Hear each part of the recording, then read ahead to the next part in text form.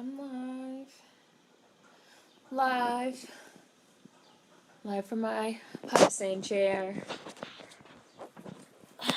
Live. I know it's a little earlier than I normally go live, but just so you guys know, I'm having like an issue with my water. In my place, my water's not getting hot. So, hi Naomi. So somebody is supposed to come today and fix it. Hi Nicole. Hi Nia. Hi German. Hi Trey. Hi Blackwoods. Hi Adrian. So I don't know if somebody like knocks on my door, I might have to go. Hi Tiffany. I have a 4-hour window for the person to come and like see what's up if it's the pipes or something. So I was like, well, might as well go live now. Hi Zion. Hi the Black Panther. Hi Sasan, Desmond. Hi Marion. Hi Michaela. Hi Yasiri. I see you guys. Alexine. No, I've never heard that name. Alexis. Chris. Rufus. What's up? Hi Warren. Savannah. Kiori. I see you guys. Hi Ashley. Talisa. Michaela. Hi Elle. Daya, Kai, Mosley, Valerie, Matthew. Salut! My water pipe's busted on Memorial Day. We had to call the damn fire department. Yeah, like the water's just not getting hot. I don't know. Like the water's not getting hot. It works, but it's just not getting hot. It ranges from like cold to like lukewarm room temperature. So I'm waiting for someone to come fix it. Hi, keep making. And I wanted to go live. I want to say hi to new subscribers, hi to old subscribers. You guys know that normally I post videos during the week, but I was looking forward to going live. I'm kind of liking going live to talk. It seems like a lot of you guys like it and find it sort of like calming and therapeutic and stuff, and I like doing it. I've filmed a few videos. I've even like filmed, edited, uploaded, but it just doesn't seem like the right time for a lot of stuff. And I don't know. I'm enjoying going live to like talk about everything happening like in real time. So that's why I went live on Sunday and I didn't post any videos until I went live right now because I'm feeling like this is the best way right now. Oh, look, Matthew, how are you feeling? I'm feeling okay. I'm feeling it. It's like everything has just been going on. It's been nonstop for the last 2 weeks. Like, even the videos that I made last week, I was like, every time I turn around, it's like something and something and something. But honestly, I feel like the energy of like the protests and like people like sharing resources and like support black owned businesses and like let's defund police, like let's abolish. I feel like just like I said in my other video, like are people finally getting ready? Like did COVID like really open some eyes so that now people are ready? That's just really how I feel. I feel okay. I feel like if people are ready, let's just like continue to facilitate like unplugging more minds, bringing more minds over to the dark side. So thank you to everybody that's been sharing my work. Thank you to everybody that's been sharing my book, my videos, the Black Americans web series. A lot of you guys have been sharing the Black owned gift guides. There were tons of resources in the What Do We Want video. Any of you that haven't seen that one, please watch it, the What Do You Want, and look in the comments because somebody really did watch the video and make a list of like all the resources and organizations that we talked about in that video, and they left a comment. I have a pinned comment with playlists and videos. Like, thank you to everybody that's been like circulating my stuff around. I really appreciate it a lot. Hi Alexia, hi Marcus, and there are some things I want to talk about during this live stream, but we just started, so hi Alexandria, Christina. The hot water heater needs to be turned up. That's what it is. So this what was happening before with the hot water. The water for like the last month or so was getting really, really hot. Like really hot, fucking scalding. And then the other day, like last week, they turned the water off for a while and they turned it back on. So I think that maybe they adjusted the hot water heater then, but maybe they like adjusted it too much because now the water is not getting hot at all. It's just like room temperature. I'm waiting on maintenance too. Oh, somebody did super chat. Thank you. I'm waiting on maintenance too. My apartment has central air, but my room is still hot. Everywhere in the house is cool, but my room. Hi, Olivia. Lives are awesome. Hi, Monica. The shit is wild. Hi, the boy in blue. Hi, Jazzy, Shalise, Sketchnificent. I appreciate these lives outside of Beast Bake to talk and catch up. Hi, Kenneth. Hi, Nikki. I'm so glad my work schedule isn't normal yet because the bitch ain't been going in. Hi, Kakashi Cowboy. I get that. I've paused reaching out to people for projects. Yeah. Yeah, and it's just, I'm just trying to, like, go with how I feel. Hi, Tim. Hi, Peachy. Very transformative energy. Right. Keep making.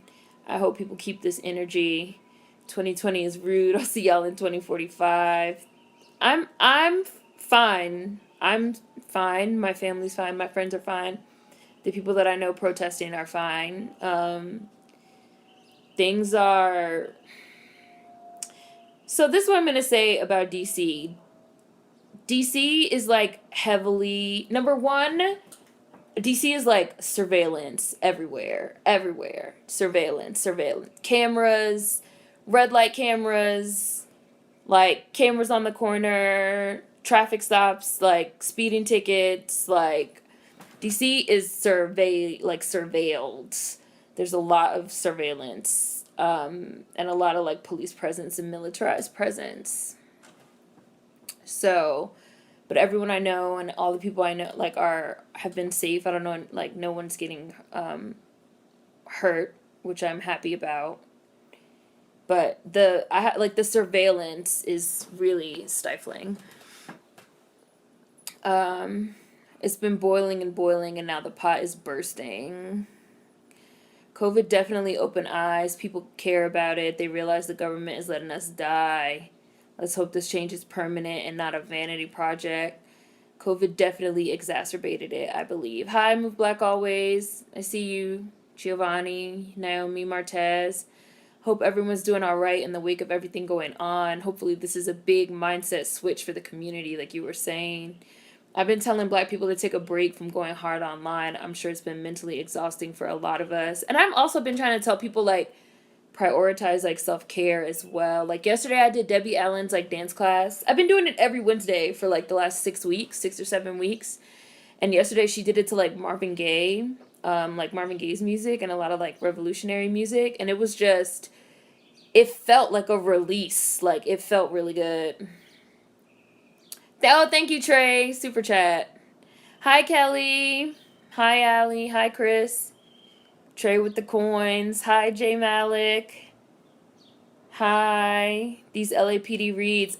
I did see this morning that Mayor Garcetti said that they're going to be stripping some funds away from the LAPD. They're going to be allocating like $250 million away from the LAPD and into like Black communities. And I feel like that's a start, that's a good start. And I do feel like good, like we don't want, like, we're not trying to transform the police. We're trying to like end policing.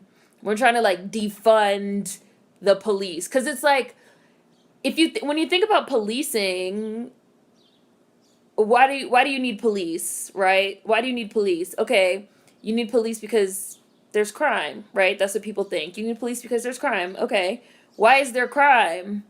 Oh, there's crime because people are poor. There's crime because people can't eat.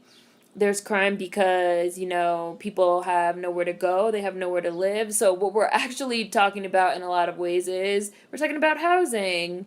We're talking about jobs. We're talking about money. We're talking about capitalism capitalism and capital. And we're also talking about another reason why there's crime, because police make crime. Like, police create crime. Like, when you're stopping random people and fucking frisking them and shit, you're creating a criminal act where there was none previously, you know?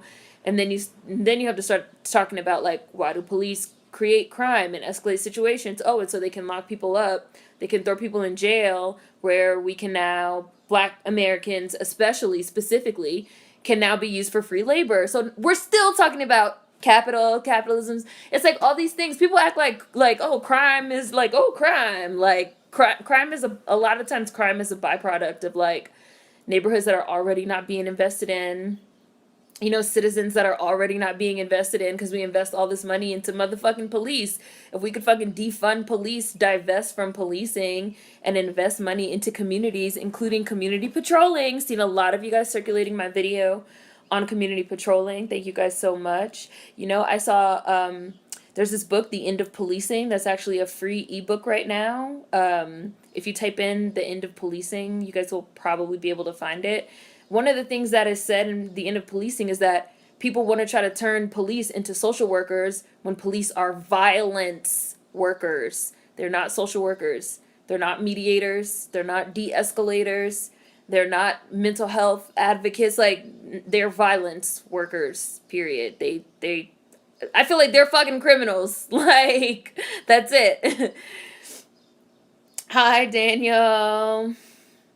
Hi, Bambusa. Yeah, we just started. Oh, you got a job? Congratulations.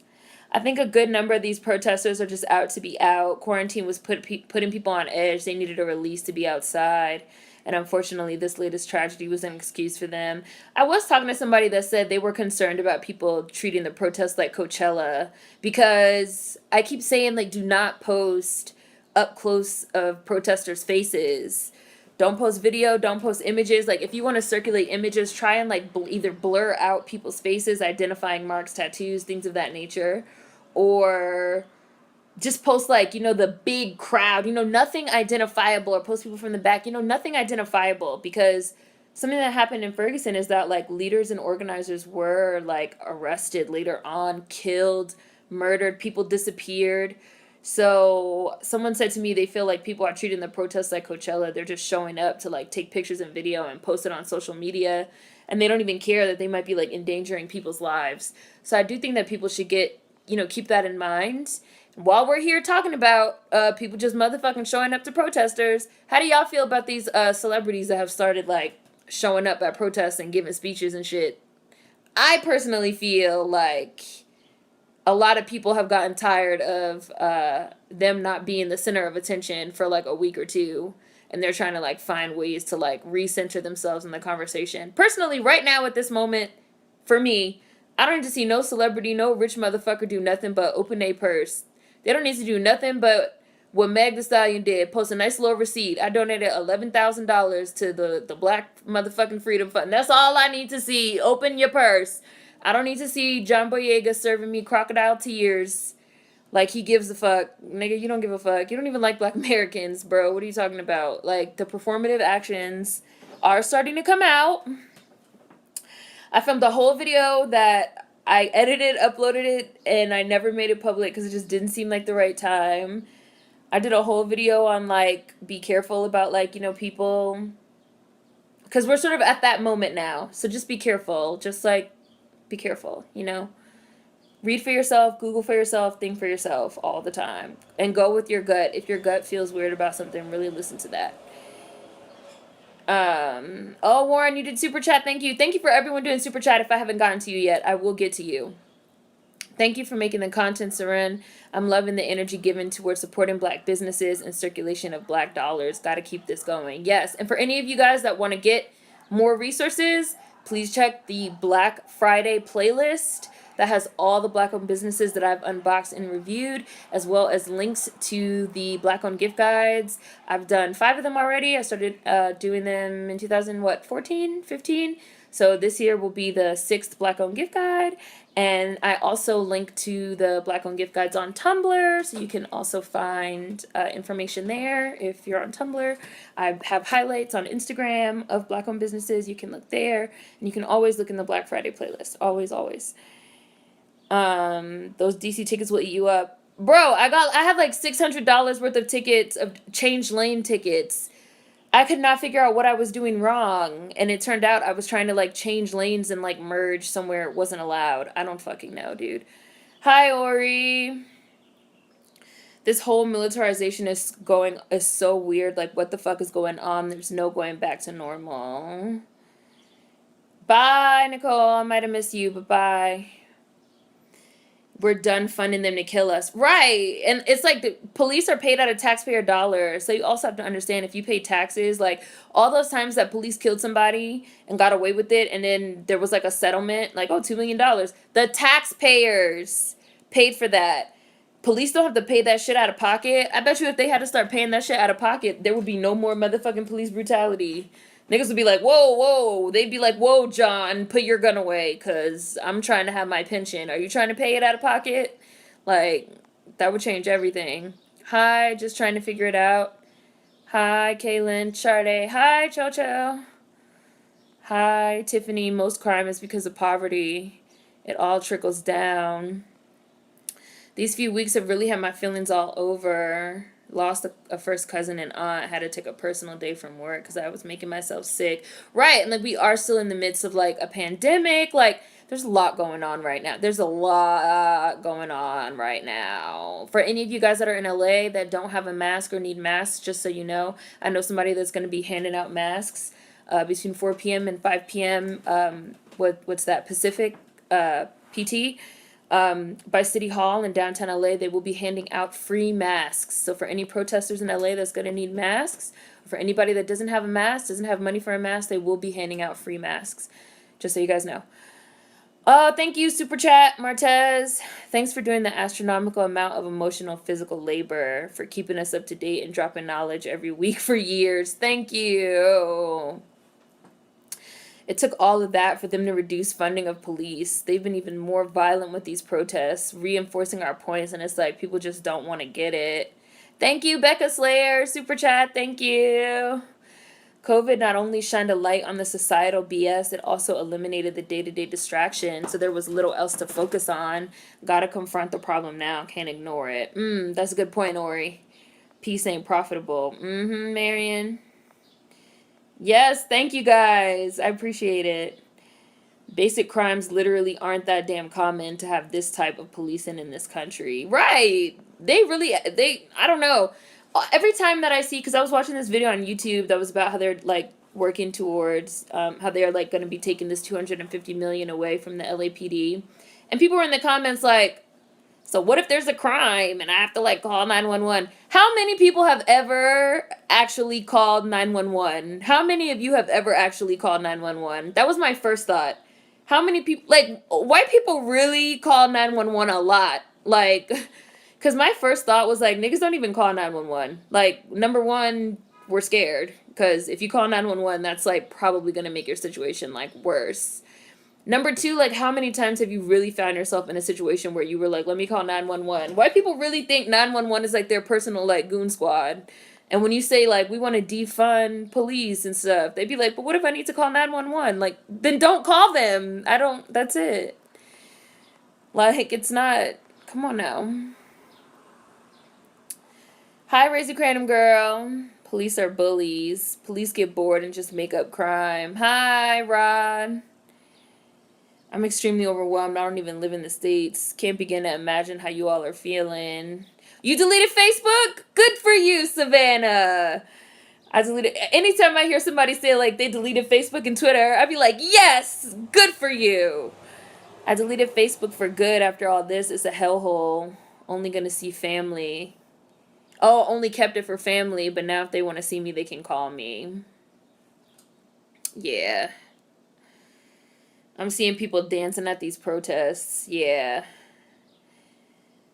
Put your money where your mouth is. Yes. can't do a lot of physical work right now because of my mental health, so been donating. Right. There are people posting this as their new aesthetic. Right. Where else can you send money outside of Super Chat? I do have a Cash App. What is it? $, capital SER, as in red, EN, as in Nancy, capital SENSEI, SerenSensei is my Cash App. I also have a Patreon. You guys can always support me on Patreon. There are tiers.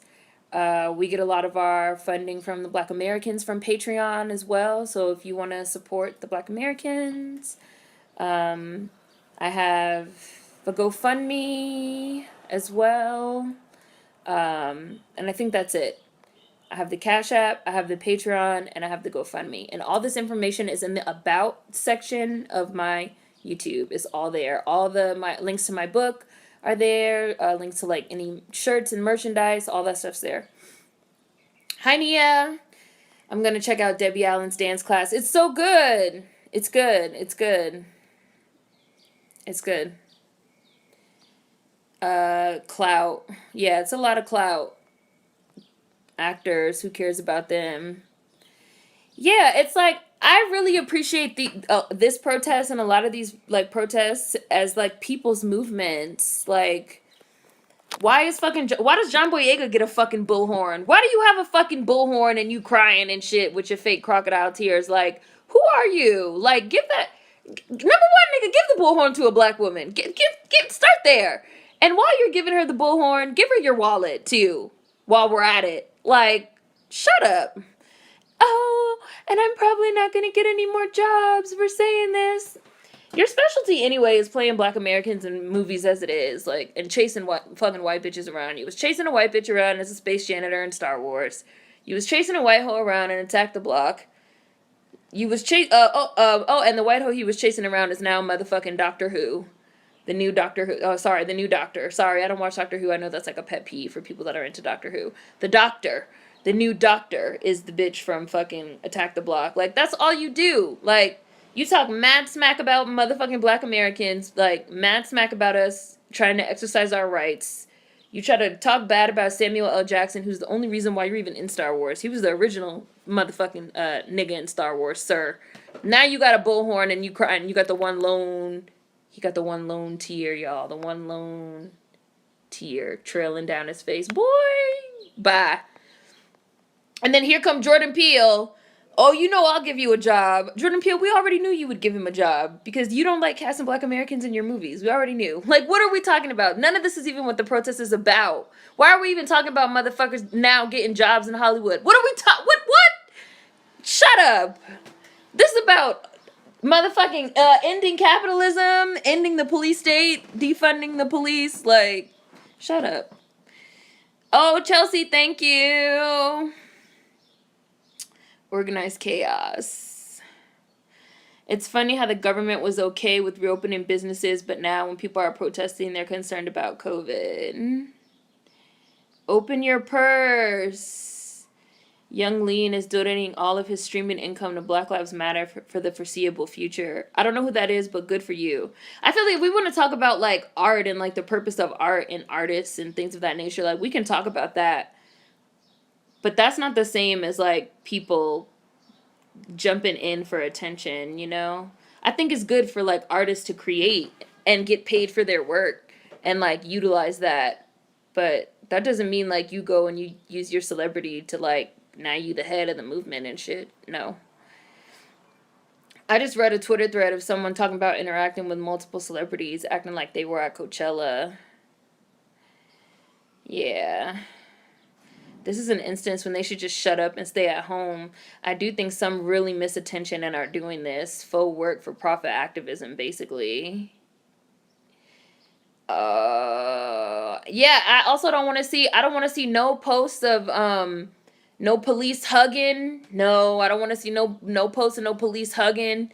I don't want to see no posts of no police doing anything. Like, police are not your friends. Like, we not trying to reform the police. We not trying to, you know, change no police. No, we trying to end policing. Like, no. Stop that. I don't want to see none of that. None of that. I don't want to see no begging. Right. Kiki Palmer out there begging. And I love Kiki Palmer, but I felt like that was so unnecessary. Kiki Palmer out there begging pigs march with us. I don't want to see no begging. I don't want to see none of that. Stop begging people for anything. Stop that.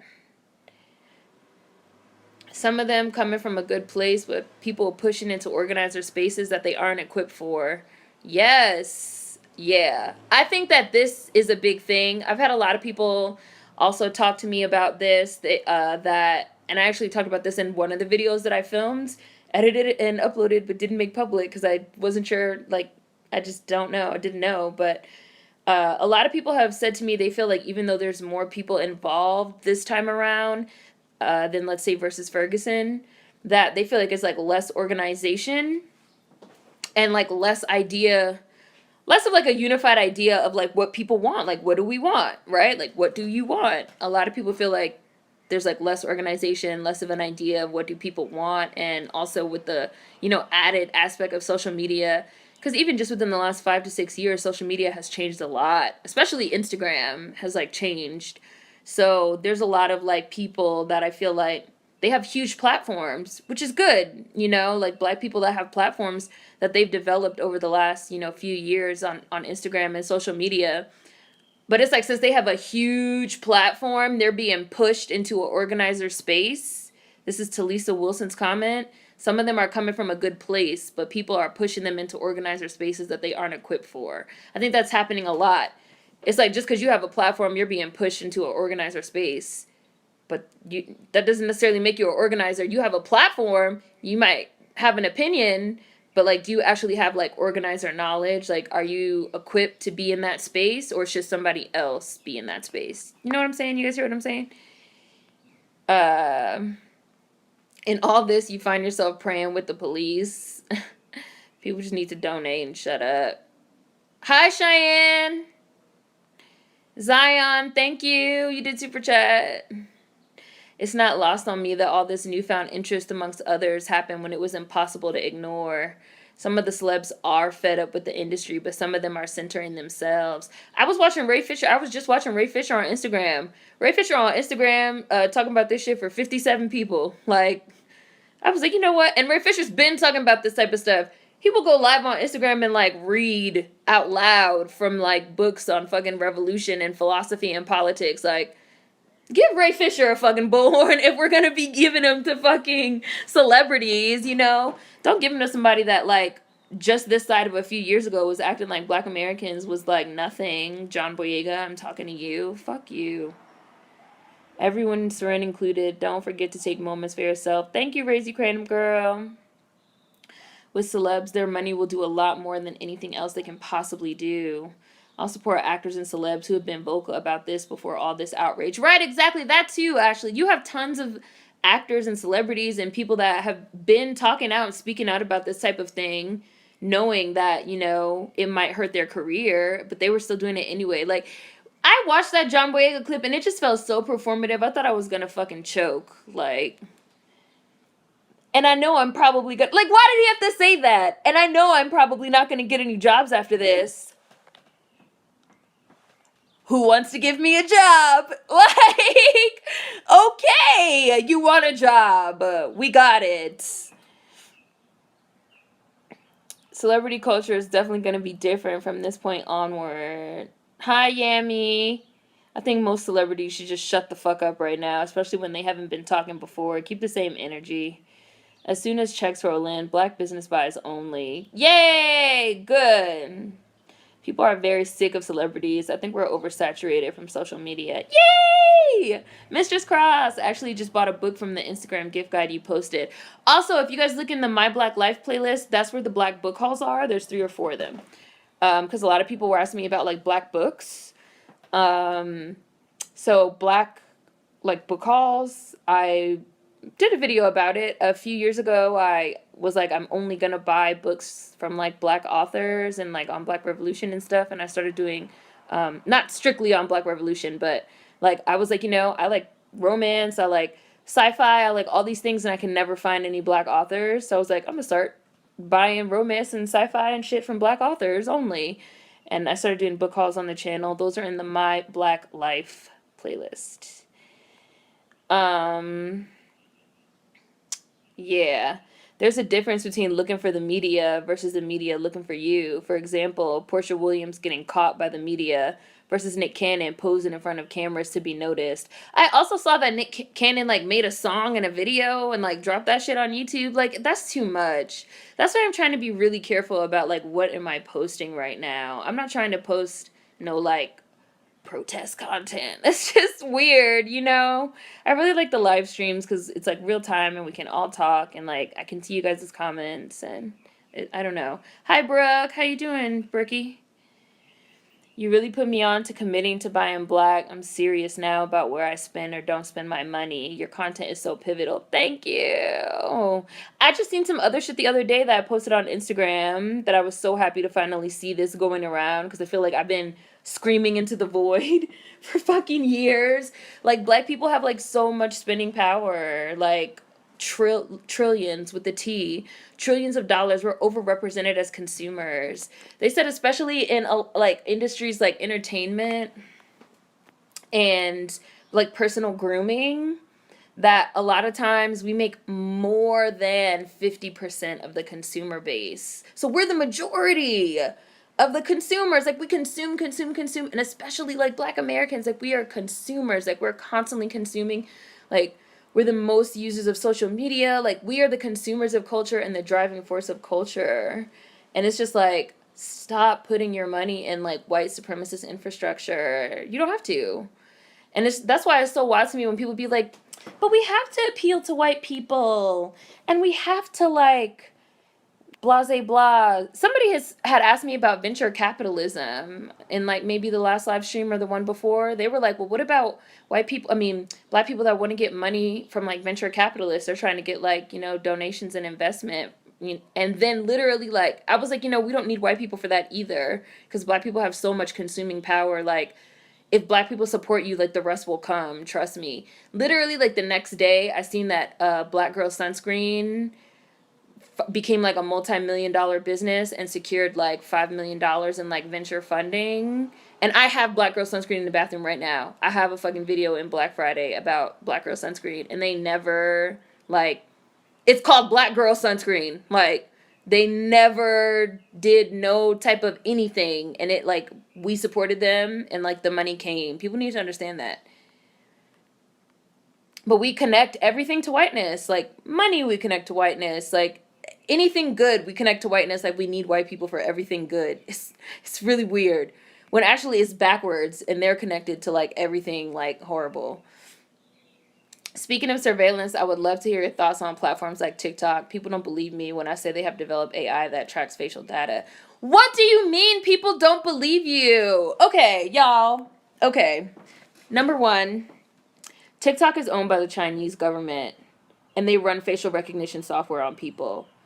People have asked me to create a TikTok. I will never, ever, ever in my life make a fucking TikTok. I have posted about this on Instagram. I have not done a video on it yet, but I am working on a video on digital surveillance, which includes TikTok.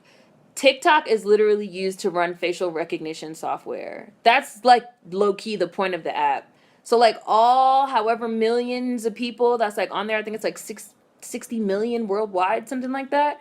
All the millions of people that are on TikTok, when you guys sign up for TikTok and you sign them little terms and conditions, the TOS, you are agreeing that your facial data will be used to like run through facial recognition like programs and software to make facial recognition stronger. Which is also why I keep telling people stop posting protest footage on TikTok.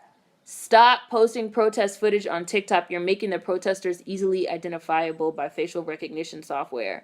And I don't know how you can say that people don't believe you because you can literally Google TikTok facial recognition software and like 30 million fucking articles will come up about how TikTok is owned by the Chinese government and how it's used for facial recognition software. I'm pretty sure some of you are probably Googling it right now and you will see. I don't understand. Somebody asked me if I could give advice to like newbies, like protesters and like activists and stuff. What advice would I give? My number one advice would be Google. Like Google, like your Google's not broke. Nobody's Google's broke. We have all this internet. We have all these resources. People cannot look anything up. It's like Somebody says TikTok is running facial recognition software. How can you say you don't believe that? If someone told me that, I'd be like, let me see if that's true. www.google.com. TikTok, facial recognition software. Wow, here's 37 articles on it. That's really interesting. I felt the same way about these fucking black squares. Like, people kept saying they didn't know where the black squares came from. They didn't know who started it, who was involved in it. On the very top of Pitchfork, there was a whole article about these two black women that started it. Nobody looked it up. Nobody read about it. Nobody reached out to those two women to see, like, what was it about? Or everybody just ran with these social media theories and spent a whole day arguing over it rather than, talking about it, figuring out what it was about and supporting it. Like, I don't know. Like, I don't know. People don't look shit up. I don't know. It's weird. I feel like I'm safer not calling 911. Hi, Ivy. I don't think I've ever used my phone to call 911. 911 is white people customer service. My last thought, I'm seeing the 911 comments. My last thought whenever something happens is to call 911. I immediately think of family or friends to call, like, hey, something went down, SOS. It's a very interesting thought. I wonder on average how many black people call 911. Only for medical emergencies have I called 911 for ambulances. Even then, they try to charge us. I was like, hold up, bitch, we have insurance. I've only called 911 for emergency, like an ambulance, not cops. Hi, Remy. I've been social media free for 1.5 years now. It's a good life. Once I called 911 when my neighbor was having a heart attack. See, and it seems like most people call 911 for medical emergencies. So imagine if you didn't have to call 911 for a medical emergency. Imagine if there was, like, another number you could call. Like how you call 311 when you're having an issue with your apartment or, with the city. You want to call 311. Imagine if there was another number like 711. I don't know. I just made that up. You call 711 for a medical emergency. It doesn't even have to be routed through the police. The majority of you guys said you've called 911 only for medical emergencies and for an ambulance. So why do we have to not call 911 and be routed through police for that? Police aren't even equipped for that. Don't have Facebook. Hi, Valerie, or Twitter, or Instagram. YouTube's my only form of social media. White people think 911 is the life version of let me speak to your manager. The police and the protests are beating the crap out of everyone. Hi, Vermilion Dynamo. I only have a Facebook because some of the services I use automatically create an account for you when you sign up through it, and I'd be lazy sometimes. Same, I've never called the police either. Had the police called to our house 3 times, though. One was for having our lights on, which they found disturbing. Police are glorified henchmen. I've been deleted Facebook for my sanity. Looks like Debbie Allen has a YouTube channel and a few full IG live sessions on there. Oh, yeah, you guys, check that out. There's so much performative activism on Instagram. Black Hollywood is pledging to give John Boyega movie deals because of his recent activism. What about Black American actors? What about Black American actors that have been speaking out about this type of thing for years? Like, it's funny. It's funny. It's funny. Thank you, Mton TV, excuse me, for super chat. I've seen people post comparisons of the cops kneeling to domestic abusers bringing roses after they beat their partner. In my video, the video about white people, I said that, like, our whole interaction with fucking police and white people as a whole is like an abusive relationship. They do fucked up shit to us and then try to gaslight us like it never happened, or we're overreacting, or we need to forgive and forget. We need to extend a hand in love. All that shit. That shit been an abusive relationship. In the UK, they love an abusive interracial relationship. Like 6. You guys are funny. We call Seren Negrodamus as a joke, but it's serious. She's been on this kick for years, preaching cooperative economics, abolishing the police, global black strongholds.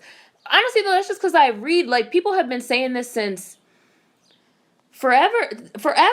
Like, 90s, 80s, 70s, 60s, 50s. Like, people been. Kiki Palmer was also offered jobs. This ain't about no fucking jobs. I went on Boyega's IG page and ain't seen not one black woman, but a few white women. Billy D. Williams did come before Sam Jack, you're right, Ori. But point taken. Now there's a curfew, but there wasn't one, not even when there was a pandemic. Thank you, Johnny, for super chat. My brother and mother got into it. My brother called the police. I nearly knocked his head off his shoulders. He don't get it. We're black. The police are not here for us. Nobody think about your boringly predictable ass movies, Jordan. The police hugs. Ugh, yeah, out here hugging Nazis. Not all cops are bad. Fuck out of here. I don't want to see people protecting targets. No police propaganda on my timeline. I hate the police hugging videos or black people protecting them. I had to unfollow. Oh, yeah, like, look, here's a group of fucking people standing around protecting a police officer that, got separated from his crew. This is what we want to see. No, that's not what we want to see. Like, no. Why do they need to protect him? Why do they... If the shoe was on the other foot and it was a motherfucking Negro that got separated from fucking our people and it was a group of motherfucking cops that fucking came across us, would the police form a motherfucking circle around us and protect that one lone motherfucking nigga? No. Like, people are ass backwards. There's a lot of people that are also just like really still too invested in the system. They believe the system works, or I don't know what they believe. Growing up, calling the cops on another black person was the worst thing you could do. Hi, Mr. Riel. I'm okay. I'm doing all right. The words will always fall on deaf ears. We need to invest that energy and grace into our own.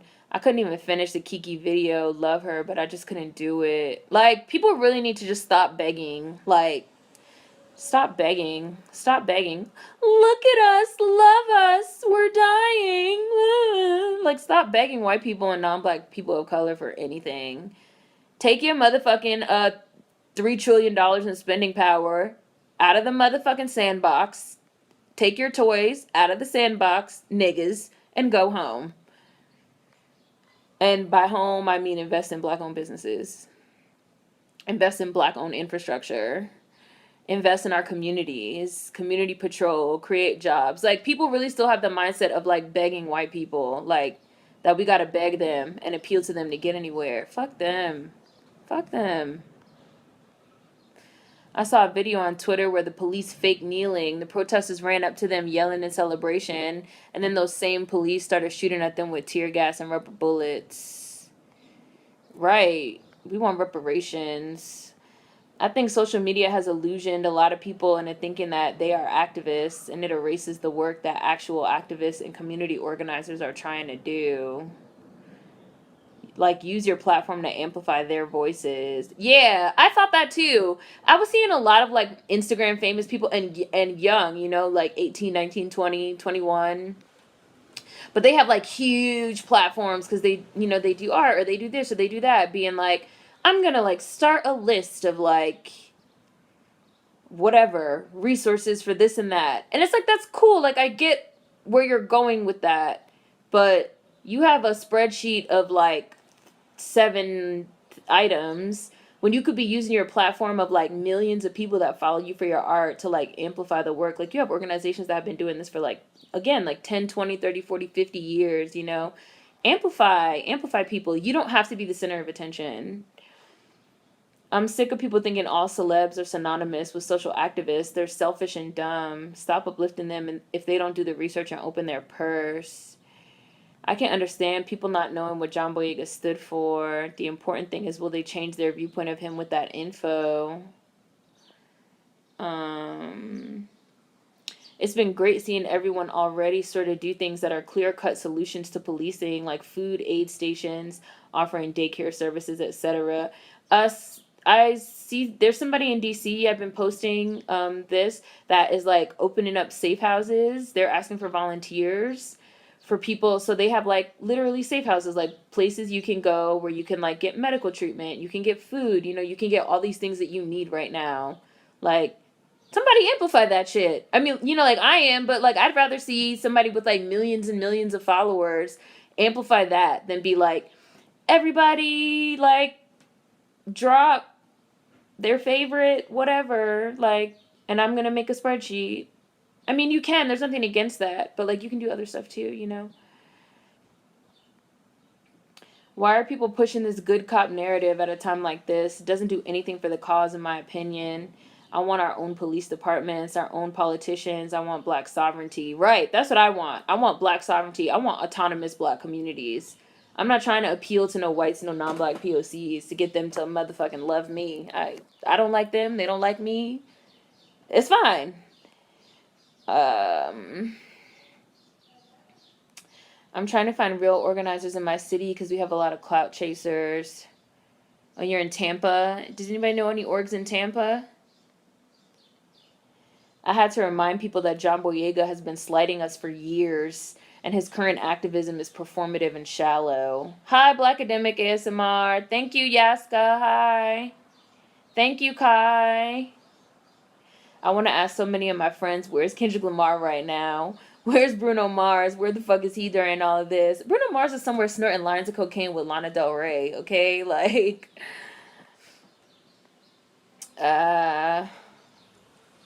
I'm just saying, John Boyega really tried to pull a fast one. He wasn't even in the U.S. He was protesting in London. Right!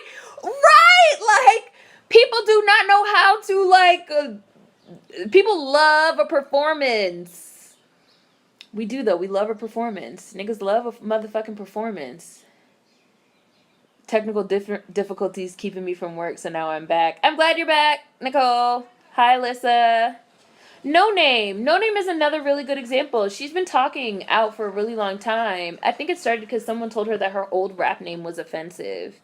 And I think that maybe, like, opened the door for her to start, like, researching and getting into things. And she's been talking about this type of stuff for a while.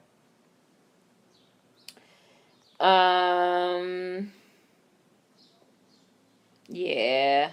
How do you donate cash? Hi, Christine. I have a Cash App. $ SerenSensei.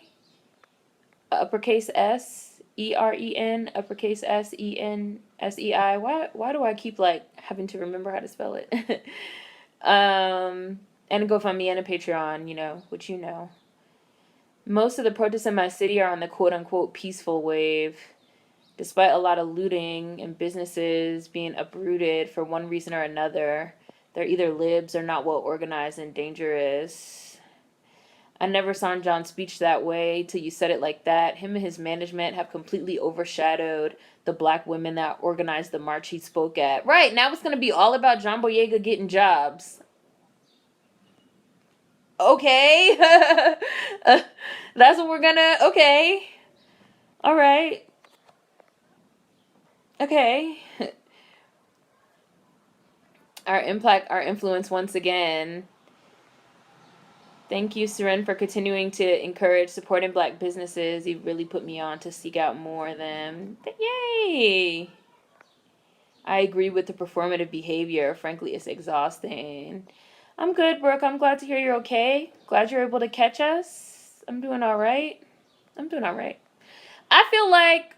Okay, since we're talking about, like, John Boyega and, like, performative, how would y'all feel if, like, Doja Cat turned up? If, like, Doja Cat turned up at a protest and was like, yeah, Black Lives Matter, like, I don't know. How would y'all feel? Like, how would y'all feel? That's how I feel about John Boyega. That's how John Boyega said some really horrible things about black Americans. And he said some really nasty things to motherfucking Samuel L. Jackson. And everybody's acting like, you know, it don't matter. It does matter. Like, if we pooled our money into black-owned businesses, these white corporations would dry up so fast. Wait. That shit's moving too quick. And a lot of people have wondered if there's an element of, like, performative to a lot of, like, the protests that are going on overseas and, you know, things of that nature. Because these are people that don't really like black Americans, so...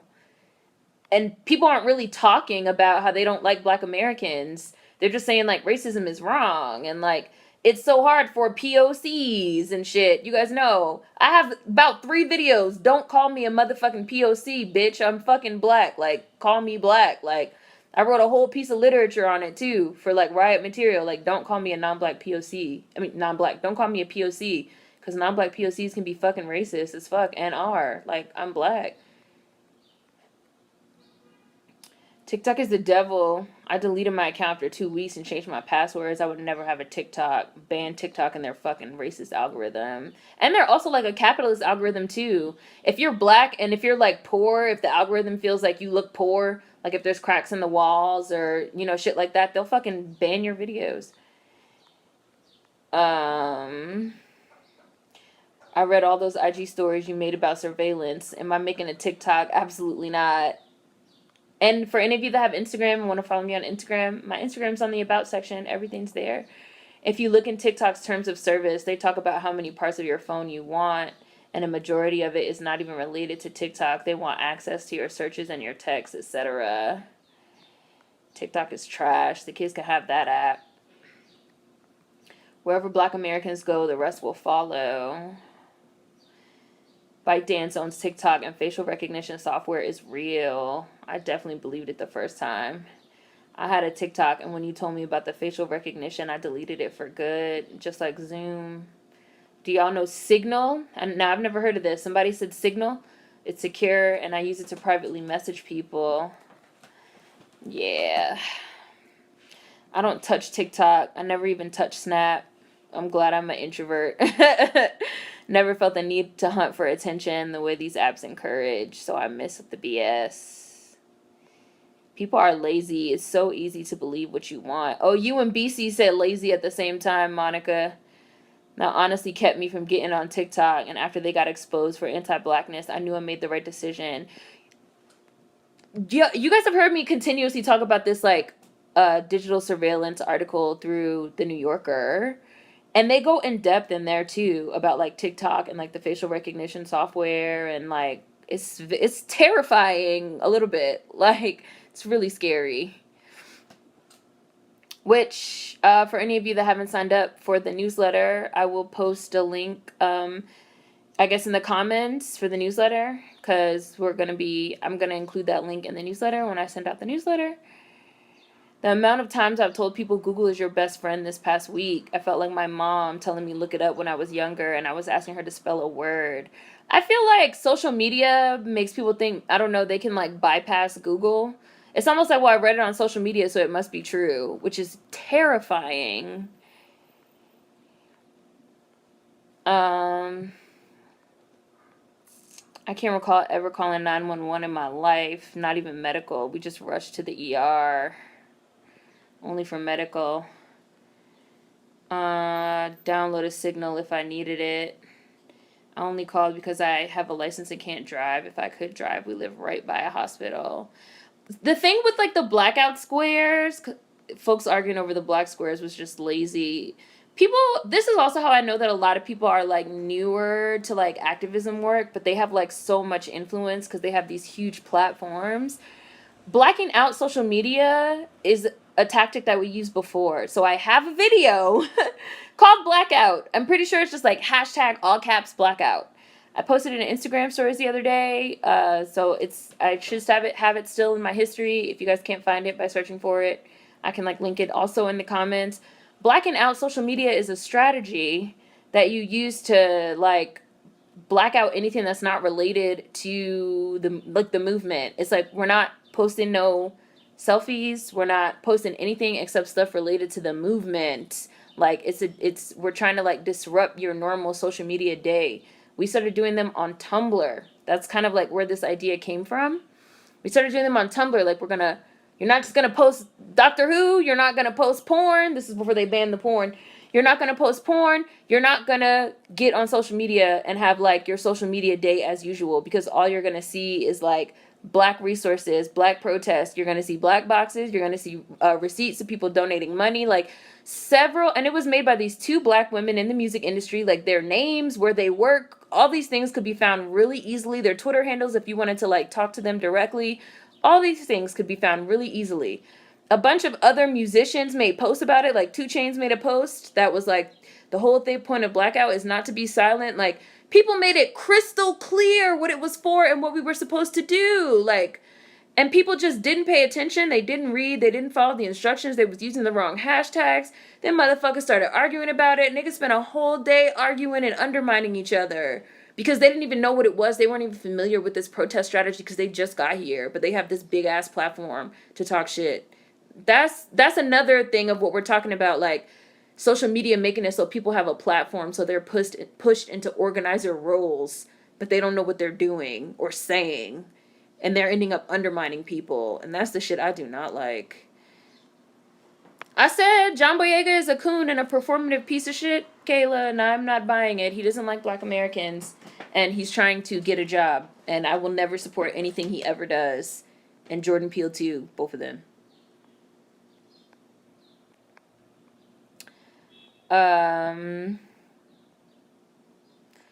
Sabrina, I was on hold for 30 minutes with 911 after I told the operator I was being assaulted. She asked what my emergency was and then said, I'll transfer you to SFPD. That's where I was on hold. I called 911 when I was at work and a fight broke out with a customer. By the time they showed up, it was all over. Black American actors don't need a photo op or protesting because it's not a special occasion. Black Americans get fired for speaking out all the time. 911 operators are trash, though. 911 is a general line. The dispatch is supposed to decide what's best for you. What about Black American actors? I want to see Erica Alexander somewhere. Black American people are organizing real change while all these first-gen Africans are getting photographed and quoted. I find it very strange. Propaganda. That's the word, Light 6. Propaganda. Hi, Bree, 95. Oh my God, the Dykeman situation was not even surprising. Non-black fucking Latinx, Hispanics walking through Dykeman arm in arm with cops talking about they protecting their neighborhood from motherfucking niggas. Not surprising, which is why I said don't call me a fucking POC. Don't that's what I mean. Like, don't fucking be like the problem is racism and we need to do this and this for POC. That's not the problem. That's not the problem. That's not the problem. Non-black persons of color are very racist towards fucking black people. Full stop. Anti-black racism runs rampant. And anti-black American, like the hatred of us as an ethnic group is even deeper. Nobody wants to talk about that, though. Nobody wants to talk about that. When their faves grab the motherfucking mic.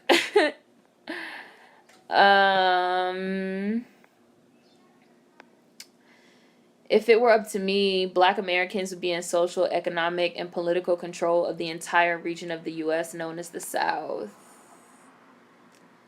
I literally remember when I was living in Texas, our neighbors called the police on us for no reason.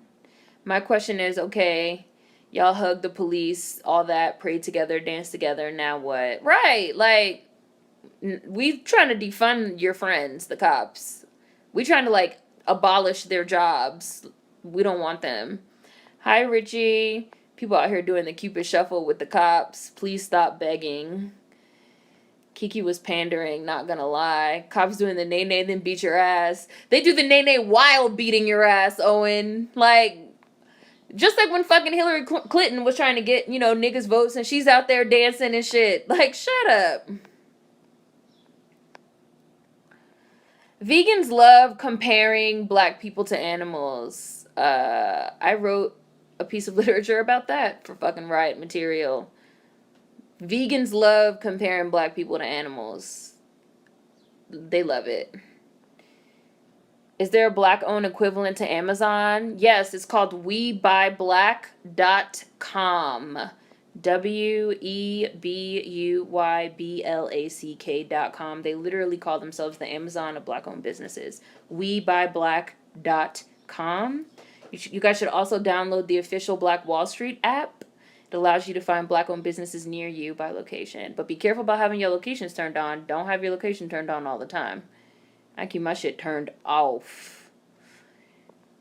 They're defunding communities and cities where the police are still killing people, yet at the same time they don't believe in abolishing the police. Black people really just want to be left alone. That's what I want. I don't want a place with whiteness. I just want y'all to stay over there and we stay over here. We good. Yep, I heard about the Latinos attacking black people in Chicago too. Like, These people not your friends. Latin kings in Chicago and Dominicans in Dykeman drew their line in the street officially. Yeah. I've given food on my own with the org or two, but they be shady. Really trying to get into the mutual aid and community program space to help where I can. I don't know about any orgs in Tampa, but I do know Dream Defenders in Miami. Maybe you might want to reach out to them and see if they can hook you up with a reliable source in Tampa. Yes to We Buy Black. Total self-determination and black independence, autonomy. Yeah. People forget that celebrities were uplifted and promoted to entertain, not as wisdom figures. The true credit should not be taken from the people who have been on this from day one. Hi, Shaylin. Yeah. After Kendrick Lamar's comments on Ferguson, I'm cool on him. He can just stay quiet, just open the purse. Yeah, and people forgot. They forgot that Kendrick Lamar, when Mike Brown got killed, Kendrick Lamar said, niggas can't expect police to respect us if we don't respect ourselves. Yes, that's what your fave said. Yes. Your fave said that white people like Iggy Azalea, God wants them here and black people need to stop being so mean to them. That's what your fave said. Like, your fave is not with us. Your fave is not with us. Bruno Mars is somewhere still confused how Seren pulled a cultural reset and put his career on a standstill. Y'all are hilarious. They reopened Breonna Taylor's case and dropped the charges against her boyfriend. Perfect. Good. Now they need to put the fucking killer cops in jail and dismantle the police department. Where's Ja? Your job is not the point, sir. You're already rich. Fucking dick. Hi, Empress. Thank you. More black cooperatives. A peaceful protest is a parade. I can't find the source of that quote, but yep. Doja Cat is somewhere working on her black album. I'm just saying. If Doja Cat showed up at a protest, the reads would be astronomical. Doja needs to just open her purse. That's it. Doja Cat isn't even a black American. Right, she's not. And neither is John Boyega. And yet I see motherfucker. And John Boyega has probably publicly said more nastier shit about black Americans than Doja Cat. But niggas gonna bend over backwards because John Boyega grabbed a motherfucking bullhorn away from some black women at a fucking protest and said he's not gonna get any more jobs. Am I misunderstanding? Am I misunderstanding what happened? Y'all tell me. Owen said Doja Cat's gonna pull up at a protest with 2 white men on leashes. I'd be like, sit this one out, girl. Why do I think John Boyega is performing? Because he doesn't like black people. That's why. I'm sorry. He doesn't like black Americans. That's why. He's made that very clear that he does not like us. He said numerous times, more than once. Like, that's why I think it's performative. Like, it's a lot of niggas that didn't have no problem 5 years ago saying they didn't like your black ass. A lot of people in general, which I've done videos on this as well. Like, 5 and 6 years ago when we first started protesting, like, it was not cool. It was not cool to protest. Like, and it was a lot of people that didn't know where this was going to go, so they spoke out against us. That's just the way the cookie crumbles. I'm sorry to be the one to tell you. John Boyega is not a black American. The way he's being put on a pedestal is weird.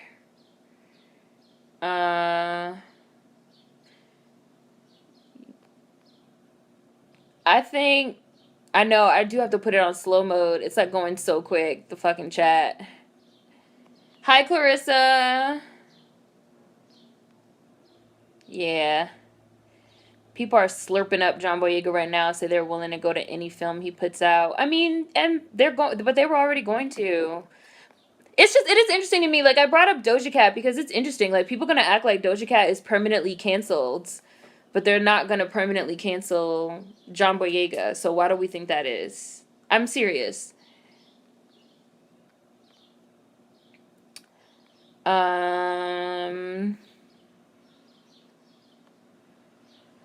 Yeah, they will. I feel like the protests going on in other countries are diluting the history of police brutality in America, and that this movement should be centered around Black Americans. You're not the only person I've seen say this, Kayla. I feel like I've seen a lot of people hit me up. This has especially happened a lot on Instagram. A lot of people have hit me up and said they felt like this is something else that's being co-opted by Black Americans to be turned into like something else. Like, that's why I said like it's not just like anti-racism, you know, POC and this and that. Like, I don't mind other people like fighting for their rights and being inspired, but that's not what this is about. And that's not what this is about. Hi,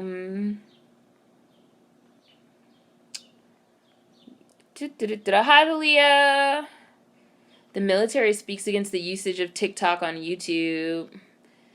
A Middle Eastern man is the one who called the cops on George Floyd. POC coalition is a myth.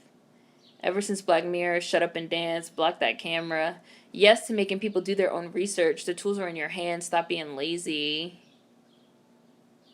It makes no sense. I saw someone on Twitter say that Black American actors are not protesting, so no one should say anything about John Boyega. Like, what? That sounds weird. False narratives. Thank you. Sending love and support to all Black Americans in this heavy, hellish time. Breaks my heart, and I know you guys have been dealing with oppression for decades. Power to you. Keep going. Thank you. Research is key. Yeah, research is key. Research is key. Especially when people say, like, educate me. No, Google is free. Yeah, that was the good old days of Tumblr. Those were the good old days. I remember that happening on Tumblr. It's not about being silent. It's about posting about the movement, our Black voices and experiences. People are perverting the movement. The world wouldn't know about what's happening had it not been for us speaking out against this and organizing.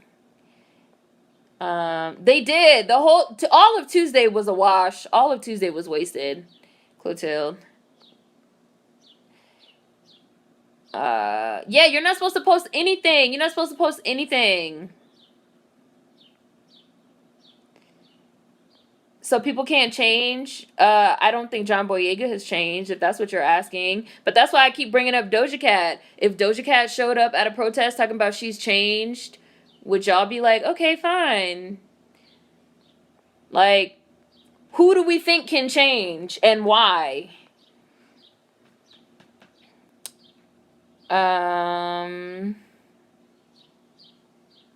Yeah, John Boyega played a Black American in Detroit, directed by Catherine Bigelow, a white brunette. He has a kink for them, a fetish.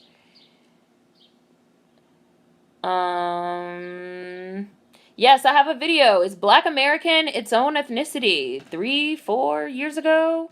That is the video where I go into... Oh, and actually I have another video on Samuel L. Jackson. So about Samuel L. Jackson and like the Get Out controversy. The whole controversy, for people that don't know, was that when Get Out came out and the lead was Daniel Kaluuya, Samuel L. Jackson said he wondered. He didn't say nothing bad about the movie. He said Daniel Kaluuya did his thing. Congrats. He's glad to see that like Jordan Peele got a hit. He's glad to see that we're having these conversations about race, all that. He said he wondered what a Black American actor would have brought to the role because he felt like some of the, you know, maybe like the mannerisms could have been a little bit different. And for someone that had a lived experience of growing up in the United States as a Black American and having that history, what might a Black American have brought to a role that was specifically about race and racism in the United States? Get Out. And John Boyega, like, blew a gasket. He, like, really flipped his shit. Because he's, like, a Black Brit or whatever, Nigerian. He flipped his shit and really, like, went off on Samuel L. Jackson. Like, number one, that's your elder. Like, why are you talking to that man like that? Like, it was very disrespectful. Like, very disrespectful. And he doubled down and continued. He's done nothing but talk bad about us for years on all his platforms. All his platforms. And then it was funny because then he decided he wanted to do like a director acting program for like Nigerians only. And then when he started it, people were like, so you do understand like when we talk about like ethnicity. So you just don't like Black Americans. Oh, okay. Got it. Because at first he was acting like, I don't understand, like, Black people are all the same, like, we're not different, we don't have no differences in ethnicity, this and that. And then when he started his director program, people were like, well, can other Black people join? And he was like, no, it's just for Nigerians. It was a lot. It was a lot. It was a lot. Muhammad Ali had his whole livelihood compromised for his activism. John is really out here acting, talking about, I might not have a job after this. Bro, fuck that job. Nobody cares right now. Hi, global Black girl. They literally use POC very intentionally every time. So much it seems like second nature. Since they put in charges on cops, they need to charge the cop who killed Tamir Rice and the cops who killed Breonna Taylor. They need to retroactively put all of them in jail.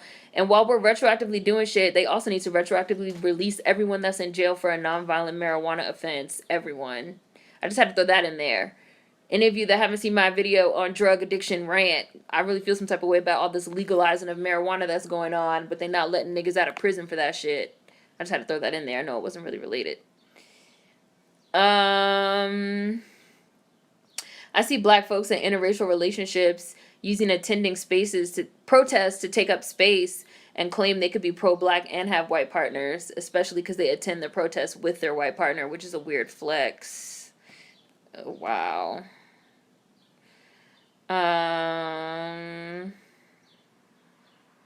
Oh, Davey put it. Thank you. The veganism factory farming is not the same as slavery link. Yeah. They mad because I don't let nobody run roughshod all over me. It's funny because people love to call Black Americans xenophobic when they're the ones that don't like us. How does that work? Like, you have all the leeway in the world to talk bad about Black Americans. It's wild. You live in Ireland. I think you can still, if you want, donate money. I think you can. White vegans are anti-Black, anti-Indigenous, pro-cop, and pro-capitalism. There's barely any Black Americans in the Bronx, and especially Dykemen. A group of Black men went up to Dykeman and pressed the Dominicans who were doing that. When it was 100 versus 4, they were tough. Right. It was like 4 like little Black kids. They were like teenagers. They weren't even that old. They were like, what are y'all doing over here? You looting? They just like accused them of stealing. They weren't even doing anything. They just accused them of stealing. Like, they talked to them in Spanish. The kids didn't speak any Spanish, and they just like accused them of stealing because they were Black. And then they were like marching through Dykeman like arm in arm with fucking police officers. Like, we're protecting our neighborhood. From who? Like, come on now. You're protecting them from niggas because you don't like niggas, which is why I'm not trying to hear this is about racism against all POC. It's not what it's about. POC marching arm in arm with police against motherfucking Negroes, like, is the problem. The Latin Kings did the same thing in Chicago, protecting the Mexican and PR business districts. Can't say I totally blame them for doing it. I know part of the energy was racially motivated. I remember when that Asian cop shot that unarmed Black man in a stairwell. Akai Gurley, there's a video on that. If you fucking put my name in Akai Gurley, I did a video on that. All them Asian people got together to protest and basically said since they let white cops get away with it, he should too, the Asian cop.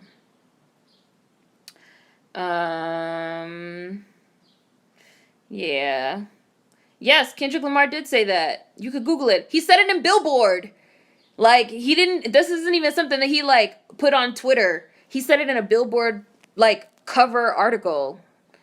Which is also why, if people say they don't like someone that you like, you can also always look up what have they said and done. Like, what have they said and done? Obviously, you can make your own decision for yourself. But, like, look it up. Like, try and see what's the problem people have.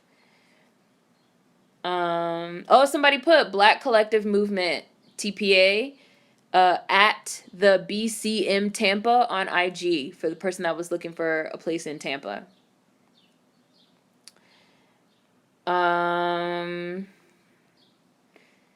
Let's see.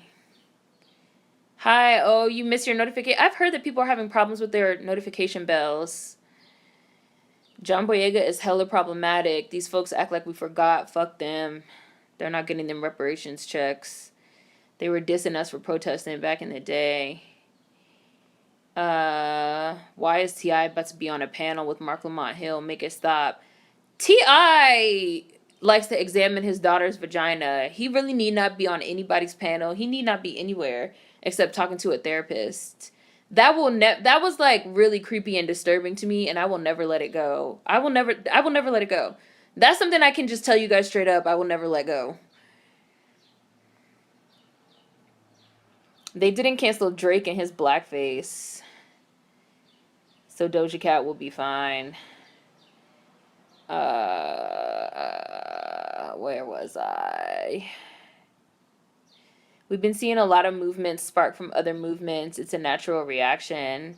It's also diluting the police brutality in the UK. I'm not gonna lie, birds jump on American culture, and I'm from the UK. Salt of the earth. There are, yeah.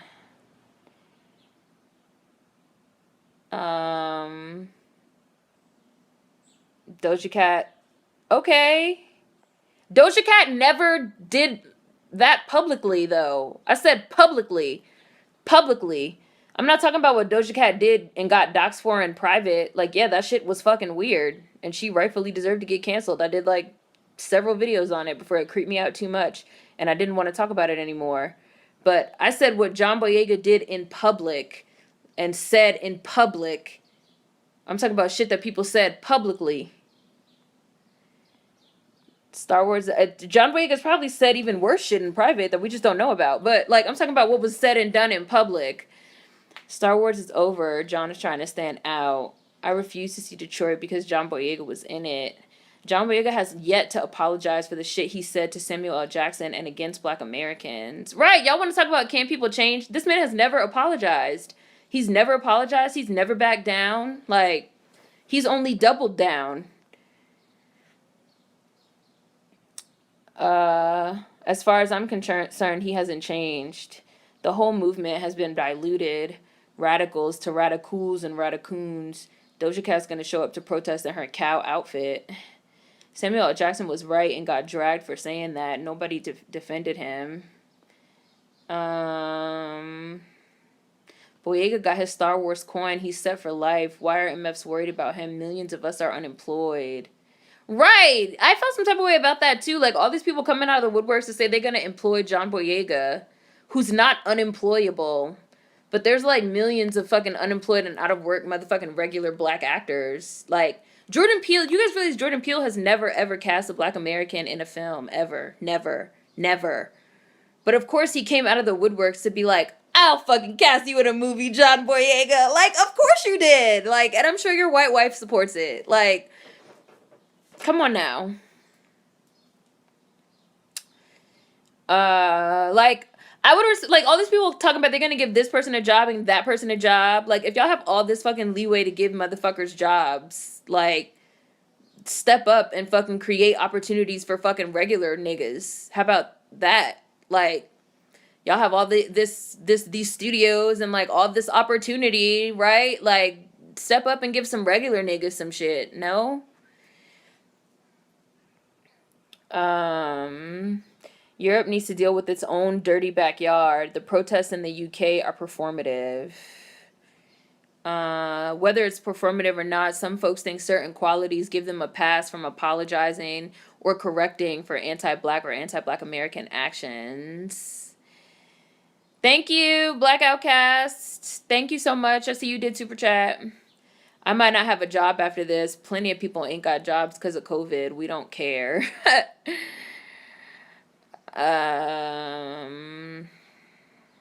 Yeah. All I have to say is there's, like, several cities across America. Wait.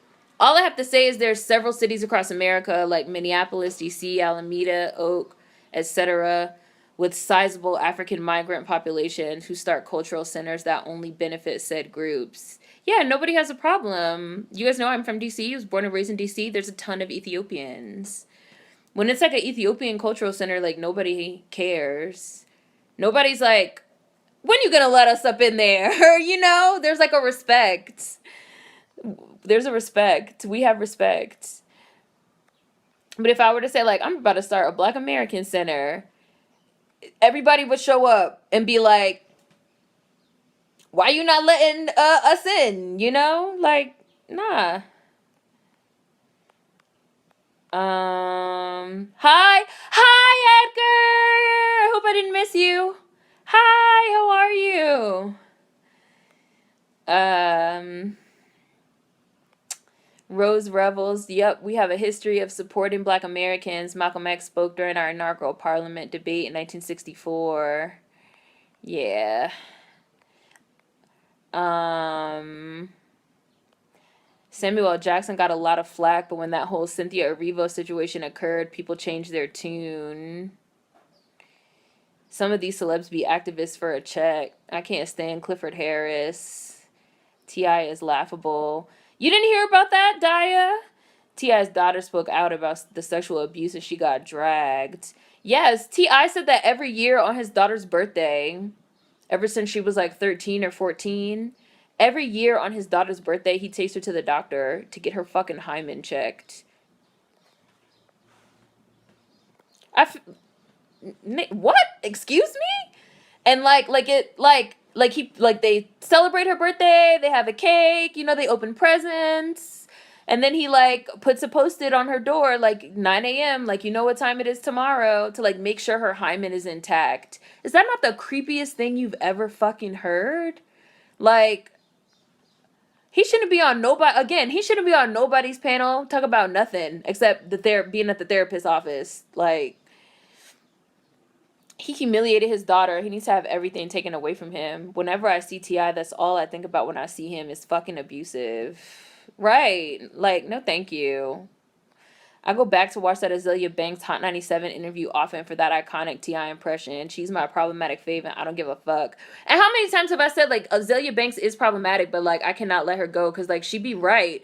Another example of somebody that spoke out publicly, repeatedly, Black American girl, dark-skinned girl, super talented fucking genius that spoke out repeatedly and very assertively about race and what's going on, and she lost jobs because of that. And she said that she was like, and didn't nobody motherfucking come say they would, oh, don't worry, we got you, we're gonna hire you. But now we're gonna motherfucking roll out the red carpet for John Boyega crying a crocodile tear at a fucking fake ass protest? That's not confusing to y'all? Seriously, how do we decide?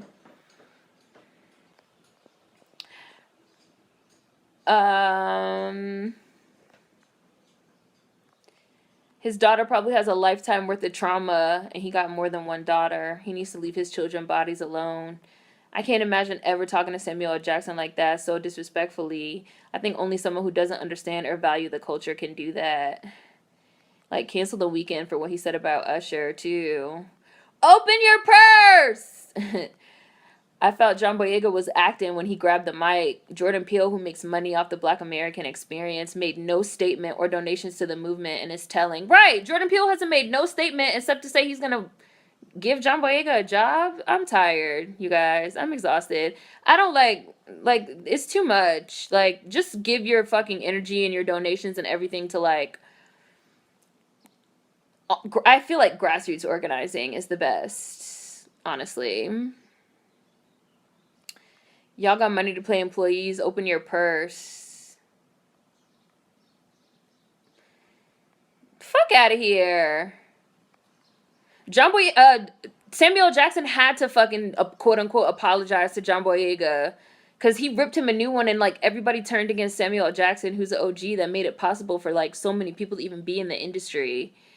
Read an article that was like, John Boyega forgives Samuel L. Jackson. Is that not the most ass backwards thing? Like, I rip you a new one and then I make you fucking apologize to me, even though I'm dead wrong. People want to just ride this advocacy wave for clout instead of actually doing the work. Like, hire these black people to do more in real time instead of complaining on social media. Open your purse. Why the holy hell would Sam Jack need to apologize when he was right and he wasn't even rude or disrespectful about it? Facts. Give us the money and apologize. John talk about, I forgive him. It's so good to see you too, Edgar. Boyega seems to def move on his own time, which is obnoxious when it concerns a whole ethnic group. The only thing celebs should be doing is donating, sharing resources and info, mainly because many of them have large followings. Like, just get the info out there and shut up. It's good to see you. Are you in Tulsa? T.I. has control issues. That sounds really creepy and rapey. I thought it did too. I seen plenty of people saying they felt like T.I. wants to like fuck his daughter. That's why he's like monitoring her shit like that. Like, it was really weird. Yes, and it was really debated. People really were trying to debate. Like, he's trying to take care of his daughter and like make sure. I was like, nah, no, no, no, no, no, no, Get your reparations, Black Americans. We're rooting for you. Woo! Thank you, Salt of the Earth. Salt of the Earth is from the UK. Which is why I also, like, I don't pay attention to, like, anybody that doesn't get it. Tons of people get it. I cannot and will not let Azealia Banks go.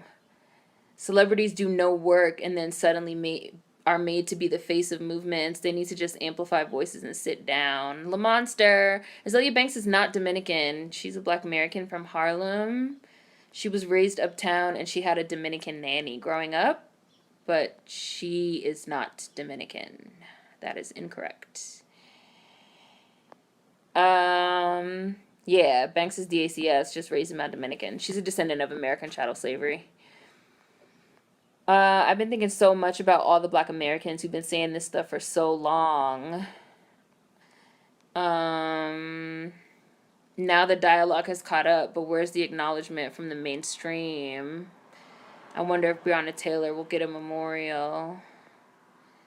I admit I've given Azealia Banks a hard time, and she has been factual on a lot of racial topics. Can't let her go either. It's just really interesting to see, like, there are people that have lost careers and really have lost jobs because they were saying this stuff when it wasn't cool to say, you know? There were people that were saying it. And I don't mean, like, you know, people like us on YouTube and, you know, shit like that. Like, that's sort of, like, grassroots. But, like, celebrities, like, there's people that have been talking and have got in trouble. Like, Samuel L. Jackson got in trouble when he said that Black Americans were our own ethnicity. They made him apologize to John Boyega. And John Boyega shouldn't even have been involved because, like, he was talking about Daniel Kaluuya in the first place. But, like, they made him apologize. Like, he got in trouble. Like, Azealia Banks said what she said about Iggy Azalea and, like, totally got in trouble for that. But now you have people that's like, and I know I'm gonna not have a job, and, like, people surround them, but they haven't even gone back. Has anyone ever apologized to Azealia Banks for calling her crazy when she said that we have a cultural smudging, which you guys know I still use that term to this day. Great fucking term. Has anyone apologized to Azealia Banks for when they called her crazy when she said there's a cultural smudging happening and that like girls like fucking Iggy Azalea is an example of it and like all this shit? Has there been an apology? No. I wonder how much love will she receive tomorrow from all these internet activists. Jordan Peele might give a job to that dude who said Rosa Parks should have got off the bus and get in a black-owned taxi. He's going to be like, you should be allowed to say whatever you want. I'm going to give you a job. All Samuel Jackson did was ask a question. They're close to passing Breonna's law in Louisville to make entering houses illegal. They were protesting for her last night in my city and definitely in Louisville. I've always said this, grassroots is the only way. Galvanized in small waves, easier to be on code too. Samuel Jackson was right, and I wouldn't have apologized if I were him. It was like a lot of like slander. You guys know I will never fucking forget Common saying we need to extend a hand in love to white people. I also do think that people can change, but I think that there are some things that once they're said, they can never be taken back and they can never be undone. And I do also think that there's a lot of like rebranding and faux activism going on. But that's like not even new.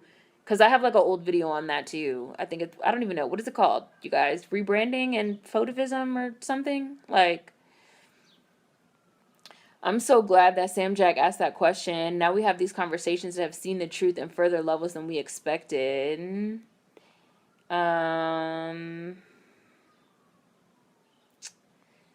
Looking at any organization you plan on donating to before you donate. I've donated to an organization I regretted after finding out more. Yeah, that's why I started off. For those of you that got here maybe a little bit late, one of the first things I said this live stream was that a lot of people have been asking me for like advice that I would give people that are like just getting into like protesting and like activism.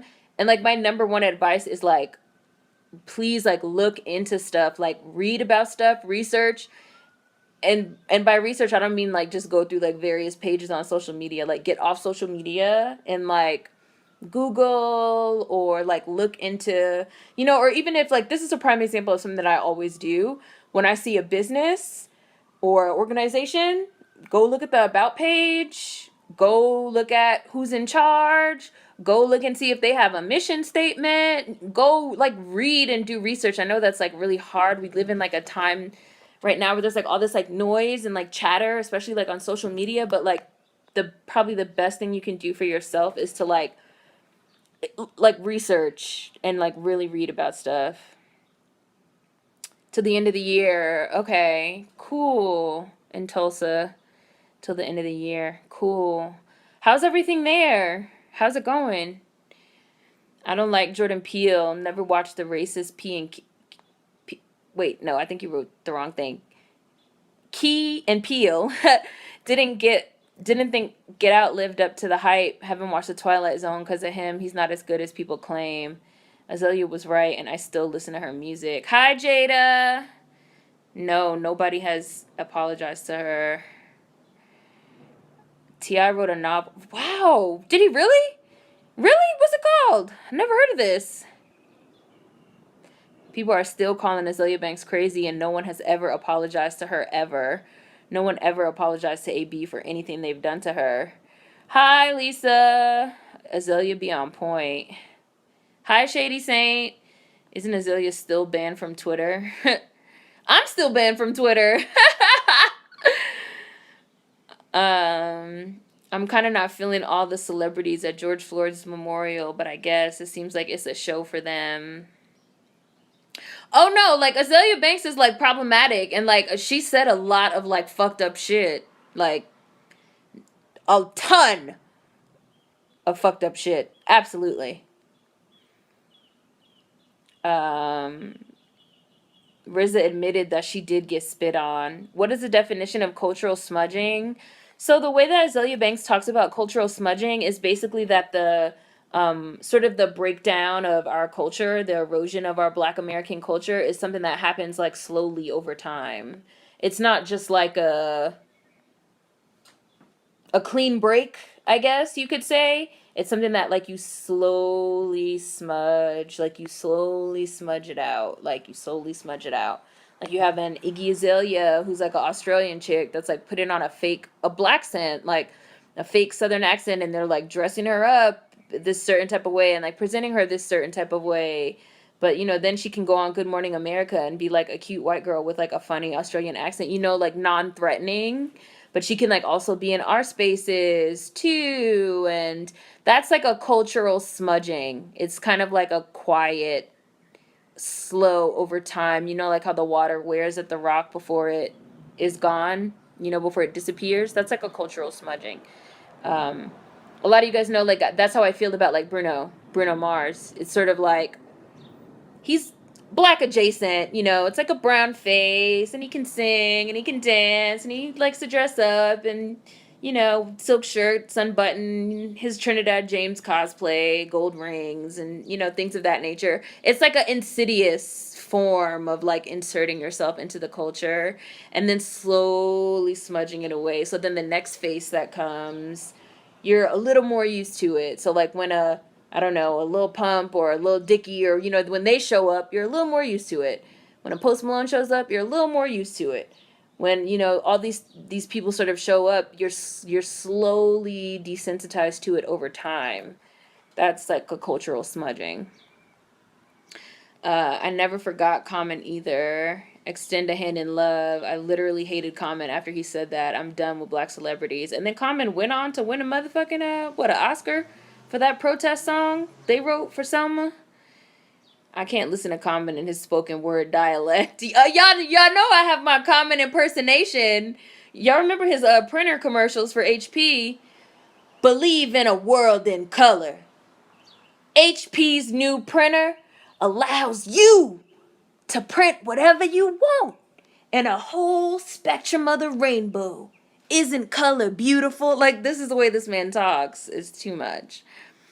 On faux rebranding, that's the name of the video. On faux rebranding, that's the name of the video. Faux rebranding. I knew y'all would know. Like Pharrell and the whole new black phase. Yes, which people forgot that's where we even got the term new black. We got that term from Pharrell. Because Pharrell gave a whole long-ass interview in a major publication where he said racism doesn't exist anymore. And that the new black doesn't believe in racism. The new black doesn't let racism hold them back. The racism works hand in hand with Caucasians. Like, these are the things people were saying 5 and 6 years ago before it became cool to protest. Y'all can look up all these things. All these things. My grandma said the same thing. Be careful where you donate. This pandemic and this movement is exposing the truth everywhere. Anthony Mackie, who also did some rebranding when he got to Marvel. Oh, yeah, Anthony Mackie, who said that niggas shouldn't have dreads because locks make us look like criminals. Locks make us all look like criminals from The Wire. This is what Anthony Mackie said. And a woman's place is in the kitchen getting him a sandwich. These are the things that your Falcon said. The man that y'all want to be the next Captain America.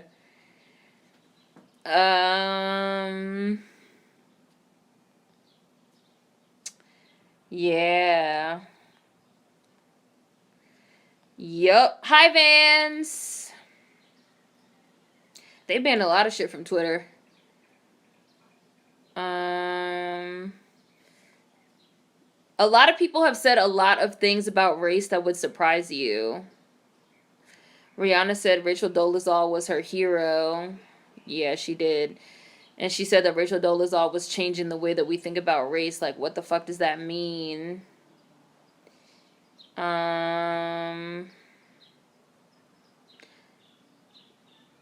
Wow. Happened on the literal 99th anniversary of the Tulsa Race Massacre, so it's angering. But folks have been calling out the art institutions and other institutions here. Good, because I feel like people don't talk about art institutions enough. And this is how I felt about, like art institutions that are like getting fucking hit up and destroyed and lit on fire and robbed. I really don't feel no type of way. Like, I love art and I support art and I think art's really important. But there's not enough talks about how, like, art is, like, also a driving force of gentrification. Like, a art gallery sets up in a warehouse or something and, like, totally changes a neighborhood. And people don't want to really talk about that, you know? You have people that fucking really stand buildings over and property and shit over Black lives. They'd be like, oh, you guys destroyed a fucking building. It's like, well, they destroyed a Black life and fuck this building. Matter of fact, I really don't care that it's a fucking supreme, like, you're not actually doing anything. Like, I don't care that you fucking sell fucking streetwear so you feel like you're a part of the community. You sell fucking $7,000 Nikes that niggas in the community can't even afford. So you're bringing usurpers into the community off rip. Of course niggas fucking bust the door in and stole all your fucking Jordans. And I say them niggas should steal some more. Like, shut the hell up. I DA'd my Twitter yesterday. The timeline is so triggering. Yes, tomorrow is Breonna Taylor's birthday, Friday. I know a lot of people were planning an action to send... What were you guys going to send? I want to say people were planning on sending, like, birthday cards and, like, notices. Bruno was for show a cultural smudging along with Belcalis. Yes, Cardi B is another example of that cultural smudging of, like, well, she can say it because she's from the Bronx.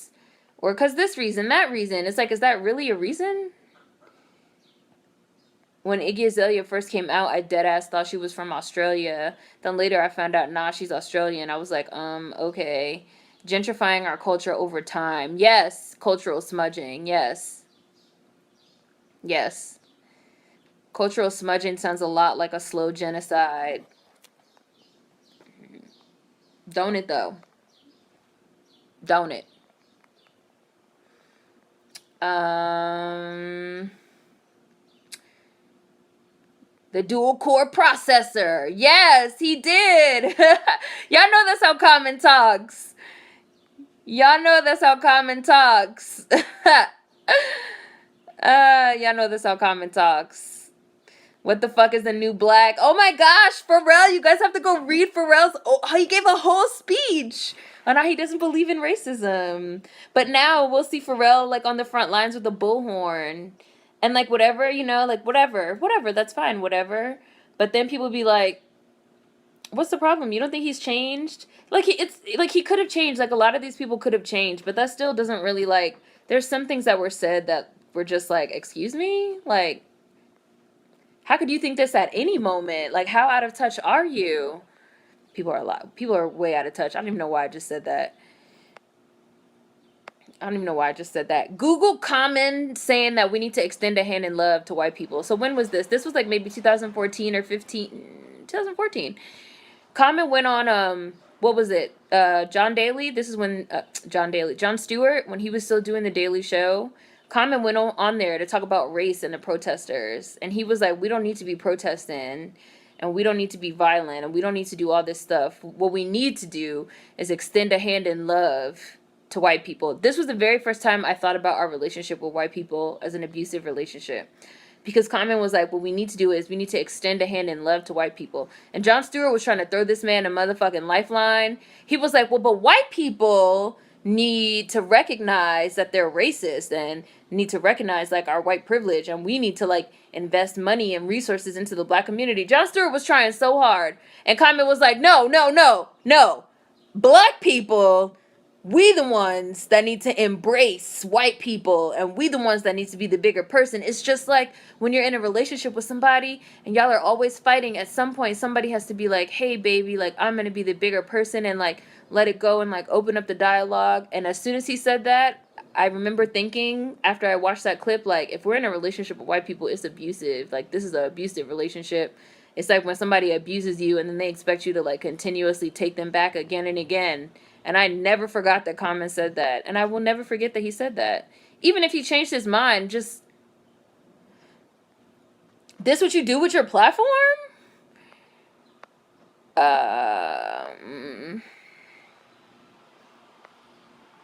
Yeah. There's a lot of conversation.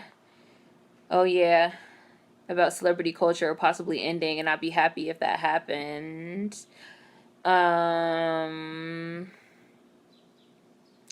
Iggy came out sounding like the brat. Meanwhile, when I was abroad in Australia, all the white kids over there were listening to Kendrick. Mind fuck.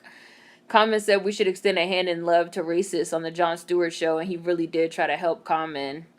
Never cared for Anthony Mackie after he said that. I mean, the next Captain America saying foul stuff about black people would be an accurate representation of America.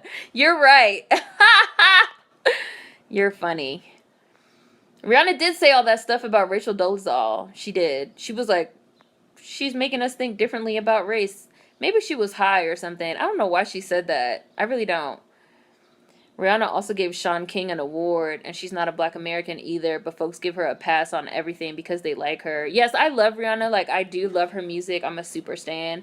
But I do think when it comes to race and ethnicity, Rihanna doesn't know what she's talking about. And a lot of the things that she says be like, just open your purse, baby girl. Just open your purse. Just give us some of that Fenty money. These celebrities don't even need to talk. That's the funniest thing about it. Like, you don't even need to talk. Like, don't talk. Don't talk. Don't talk. Let me listen to your music in peace. Don't talk. Don't make a statement. Just open your purse. Like, I literally keep using Meg Thee Stallion as an example because, like, she posted her nice receipt. And it wasn't for no $50 either. It was for, like, $11,000. That's all you need to do. Open your purse. Open your purse.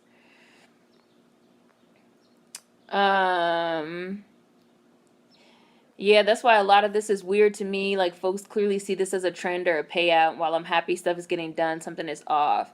This is why I feel like the best thing that people could do. Now, I do think it's good, still great for people to protest and be a show of physical force. Again, don't circulate around images of people's faces because protesters are targeted after the fact. Absolutely. And I think it's good for people to put their bodies on the front lines if they can, like if you're physically able, if you're mentally able, monetarily, if you can afford to be arrested, all these things play into account. Because I do think that this like physical show of force means something. But I also think like like revolution's a card. Like there's some people that need to donate money. There's some people that need to share resources. There's some people that need to be running safe houses. There's some people that need to be developing I don't know what you would call it, the philosophy or the ideas for the new world, quote unquote, because there's a ton of people that for the longest time have been saying, well, we can't end police because like what are we going to do?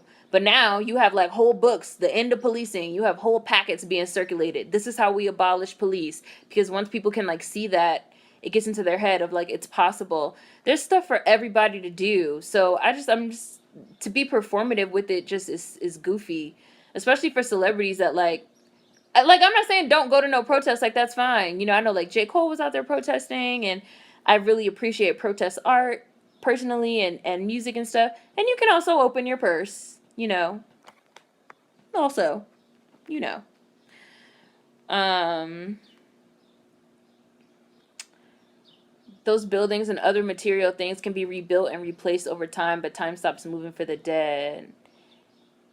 Sorry, and I also want to say again, a reiteration, what I think we should be working towards are autonomous black communities. That's what I think we should be working towards.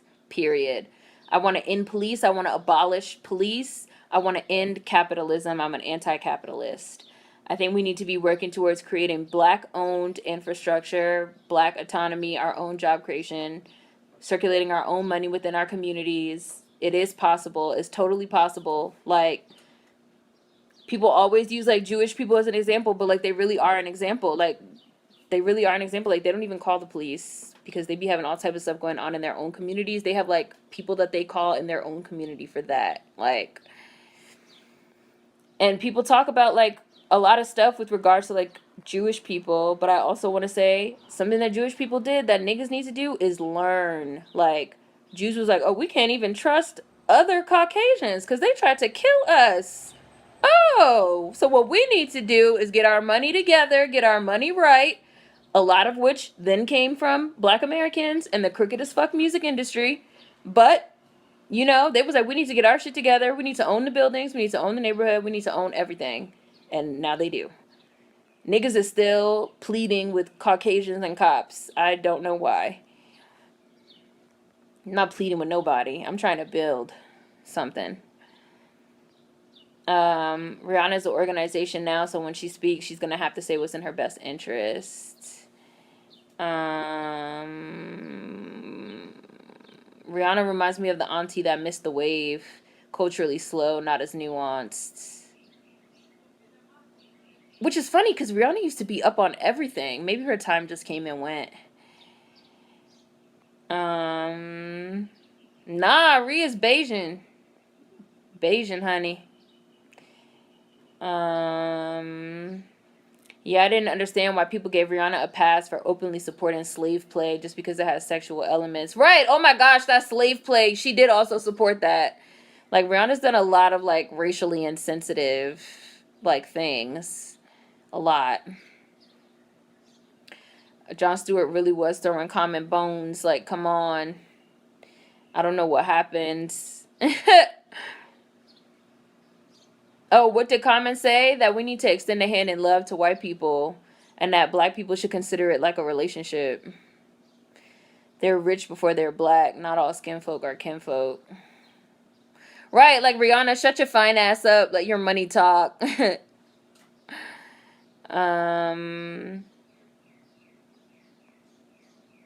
Yeah. Their self-importance compels them to open their mouths. Just shut up and donate. Just shut up and donate. People do be giving Rihanna a pass. Just shut up and open your purse. Trent Sheldon did a whole campaign on All Lives Matter and being colorblind about 5 years ago to protect his brand. Now he's talking like about Black Lives Matter. He gets the side eye too. Don't talk. Oh, that's what I'm saying. Seriously. If you're not about that life, stay home. I see you guys crying over Gucci. Y'all talking about the girl that was crying over Gucci being destroyed. Now I don't live in Atlanta. I've spent a ton of time there, but I don't live there. I also feel like I've seen a lot of really interesting conversations about like capitalism and the way that people just like worship money and capital, and that there's a lot of capitalist culture, maybe, like that. I've seen a lot of people saying they're not surprised by like Black celebrities and artists and influencers that are like located in Atlanta crying about like buildings and brands, which I actually never thought about, and I thought that was really interesting to see people having that conversation, because like niggas do love capitalism. Like that's why I say like all this shit gotta go. Like police gotta go, in capitalism, all this shit. We have to create totally new autonomous communities, like Black owned infrastructure. When I grew up, cried over the Gucci store, I died. Autonomous Black communities. We all serve a purpose in the revolutionary car. It can be done. You just have to commit. Why are people shouting out celebrities at a memorial photo op? Oh yeah, I seen the LAPD commission video where the citizens calling in. Yup. Ton of people called in and were like, we need to defund police, period. It was very satisfying. Hi, Yami. Thank you. You did super chat.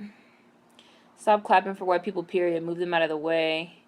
We don't need police. We can patrol and protect our own communities without people who hate us and like to beat on us watching. And yes to the Black owned and Black communities. What do I think it would take for us as Black Americans to achieve autonomous communities? Number one, everybody's saying we need reparations. As especially like as a starting point, a foundation. Like start there, like period, like full stop. Totally, I'm behind it. Like I fully support. Like that's what we need. But and even outside of that, but like I have to start there because like niggas will act like that's up for debate. Like it's not up for debate. Like start there, like reparations, period.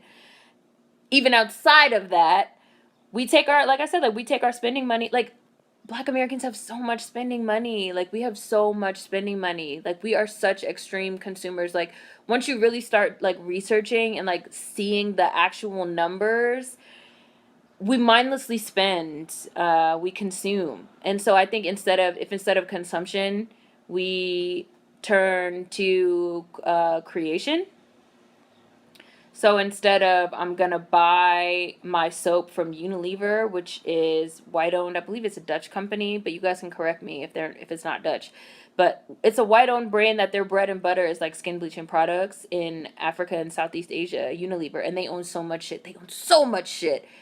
When I'm in the store, I will literally pick up and look for the U. I won't buy anything if it's fucking Unilever. Like I won't buy it because ultimately your money is going towards like skin bleaching and like slave labor, all types of shit.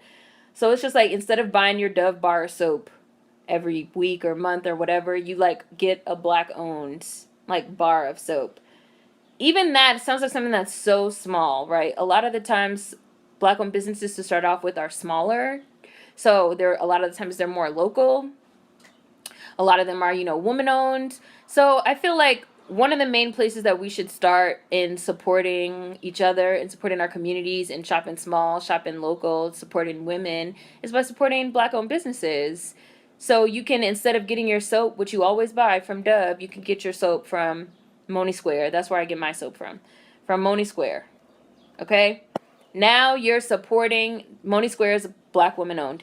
So I also really like Harlem Soap, which is owned by a Black man. Great, amazing goat milk soap. So now it's like I'm directly supporting another Black person and I'm directly supporting their business. I'm directly putting money in their pocket. So as I'm going to continue to support them. I'm going to hopefully try to spread the word to get more people on them so that their business can grow to the point where it can become self-sustaining.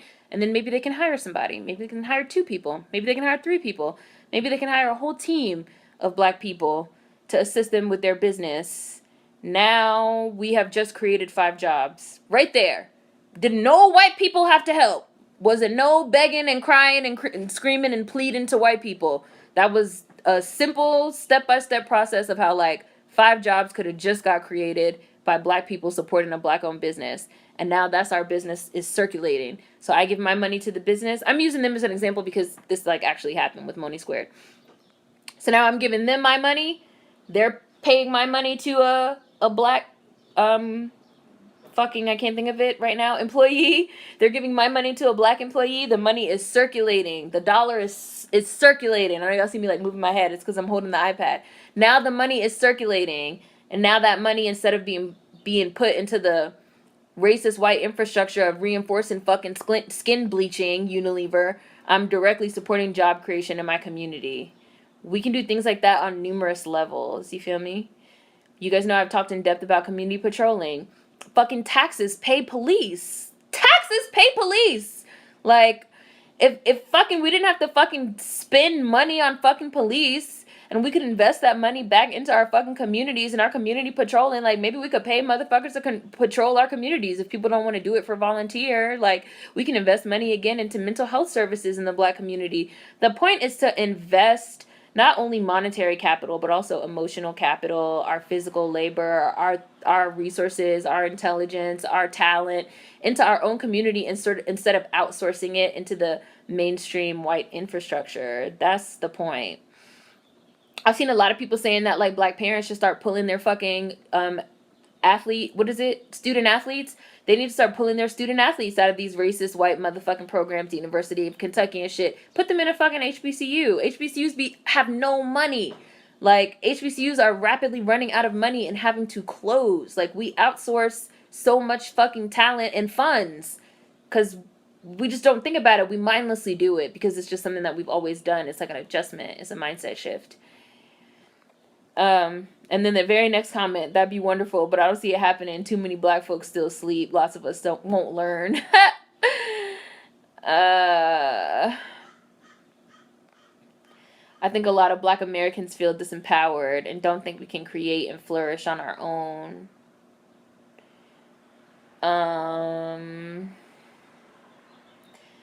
Rihanna said a lot of, like, just out of touch, racially insensitive things. She said that Rachel Dolezal was a hero and that she's causing us to think differently about race, and she supported slave play, and she supported a lot of, like, weird things.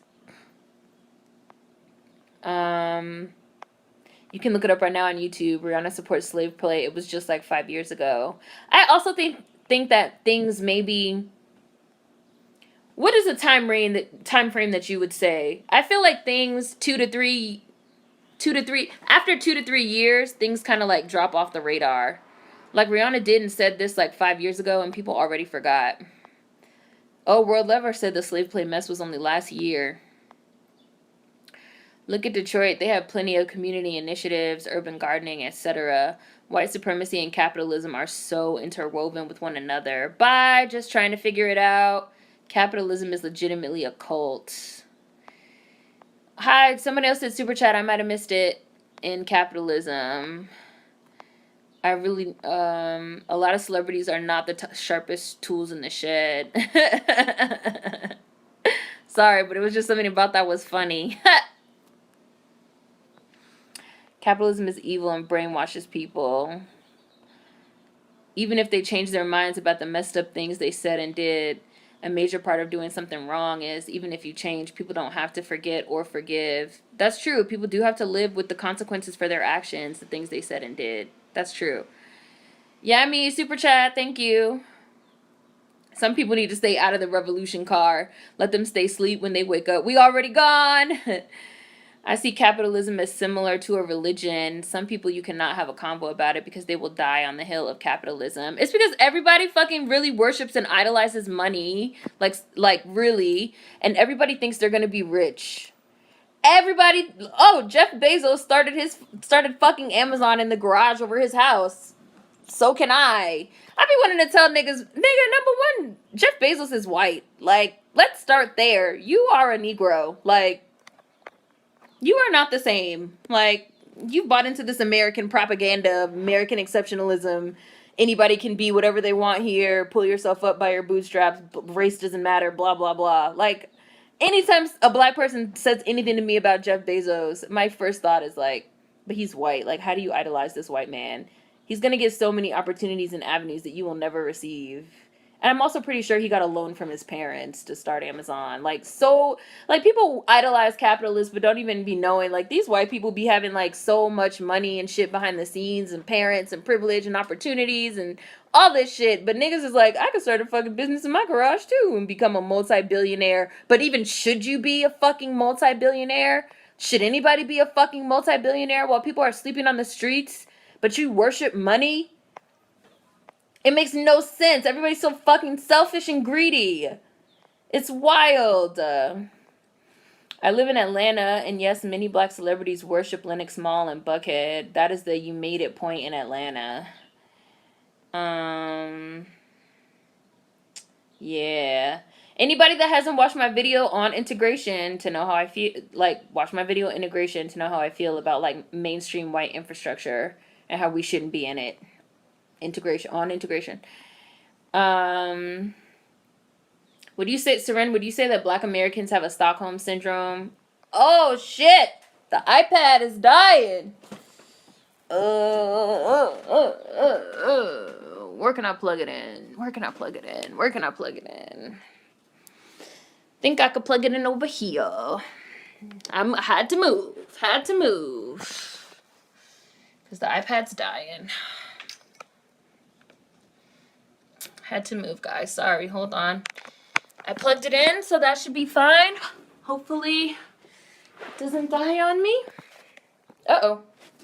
Hold on. I don't know what just happened. I didn't zoom in, did I? Because I know y'all said I've zoomed in previously. I didn't zoom in, did I?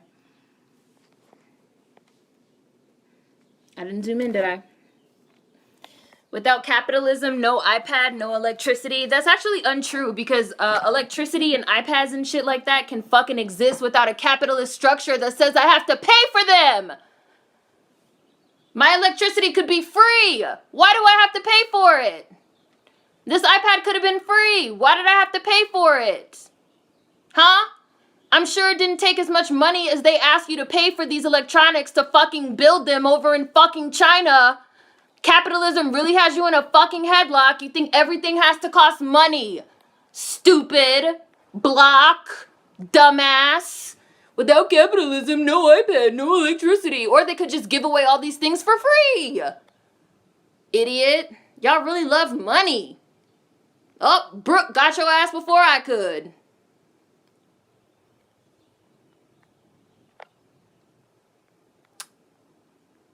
Like, people really worship capitalism. It's like people really don't believe that goods and fucking products and items can exist without money. Like, you guys do realize that money was created. You guys do realize that, like, capitalism is a system. Like, capitalism is a system that was created. Before capitalism, we had feudalism. We had slavery. You know, like, slavery was a part of capitalism. But, you know, like, before modern day capitalism, we've had, like, other systems. Like, we don't have to have cash. Like, we could have a barter and trade system. We could have it so that all fucking, you know, living expenses are considered a human right.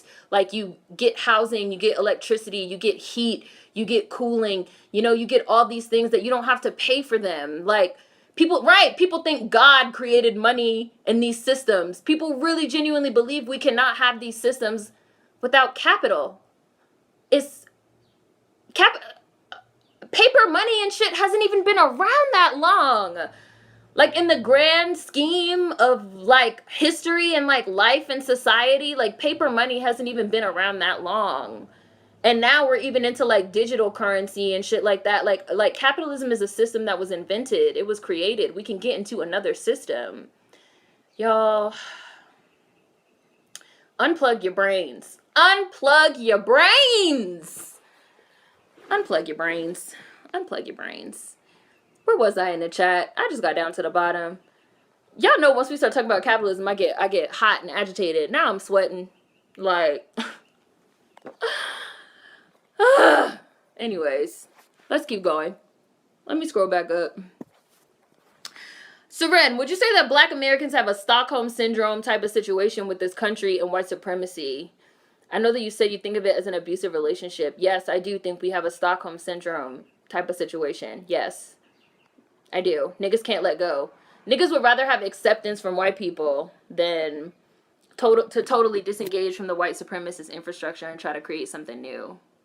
I do think we have, like, Stockholm Syndrome or something. Capitalism is a death cult that people would literally be willing to die for, even though they're only lining someone else's pockets. This pandemic has made that clear.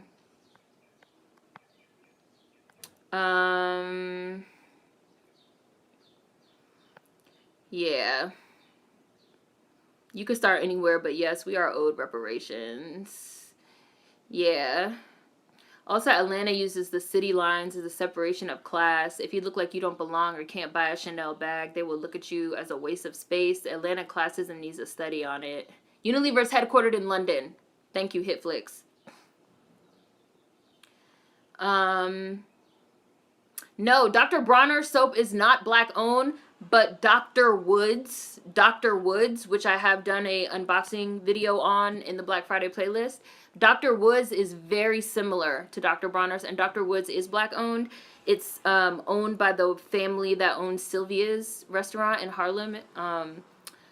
Her last name is Woods. Her name is Sylvia Woods. Her family owns that brand, Dr. Woods soap. It's literally like so similar to Dr. Bronner's. So for anybody that uses that that Dr. Bronner soap, I'd recommend switching. As far as beauty products go, there really is no excuse because there are a ton of Black beauty and skincare companies. I mean, a ton.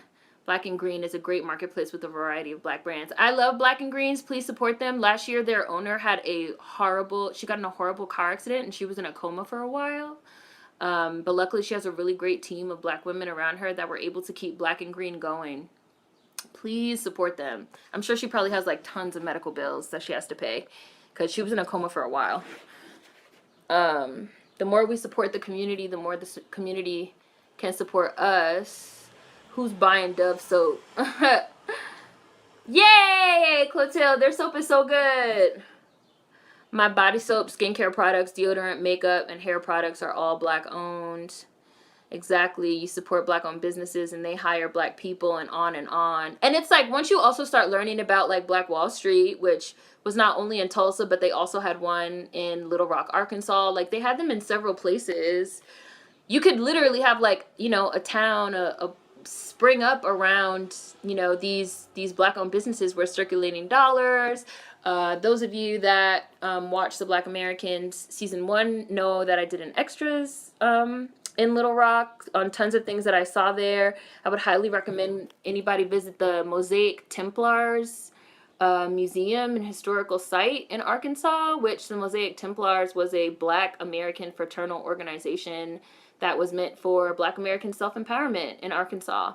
They started as an insurance company because Black Americans could not get life insurance and did not have the money to even like bury our dead.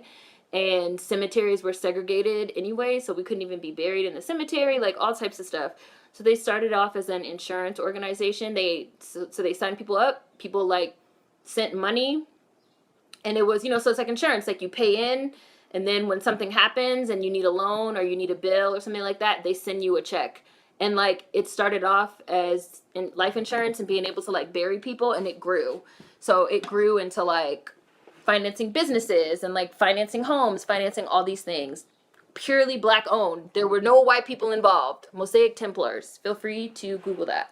So, and that's actually like stuff that's happened in numerous places, but sort of post-integration, we fell off of that, which is really, really, really, really, really, really unfortunate. And I guess people, you know, I hate like sounding like I'm disrespecting anyone that was in the civil rights movement because like hindsight is always 20/20, and I guess they just didn't know, you know. MLK, I fear I may be integrating my people into a burning house, you know? Like, yeah, it is. It's on fire. Can we talk about the black hair business, especially the weave industry? It's like a $9 billion industry. And I have tons of resources for black-owned, like, hair. Like, braiding hair and, like, weave hair. I keep a list. I don't even wear hair, but people ask me all the time if I have, like, black-owned, like, hair companies. And I'd be like, yes, I do. Support this girl, support them. Circulate that money within our communities.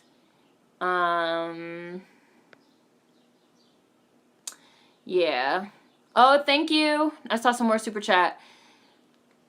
I've been buying soap from a black-owned business for 1 year now, and shampoo and conditioner. I'm trying to buy all black-owned. I've also been supporting black-owned plant shops here in NYC. There are also policy earmarks that allow for public funds to go towards community patrols. How do you respond to white people being nosy and intrusive? Oh, asking nosy and intrusive questions in the workplace. Also, a lot of white people keep trying to bait me into a convo about the riots. I wish they would shut up. That's hard. Okay, so I have another video that I would like you to watch, Lucy. You don't have to let microaggressions go. That's the name of the video. I think it's in the PSA playlist. This says I might have a bad connection. Hopefully you guys can still hear me.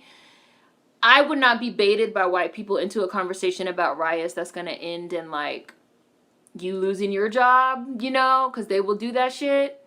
So the way that if you have to respond, if you can't, like, not respond and ignore them, the way that I would go about it, and this is how I always say people should go about it, is, like, ask questions.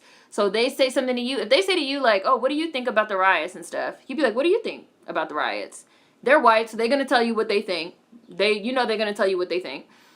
I think da da da da da da da da da da da da da.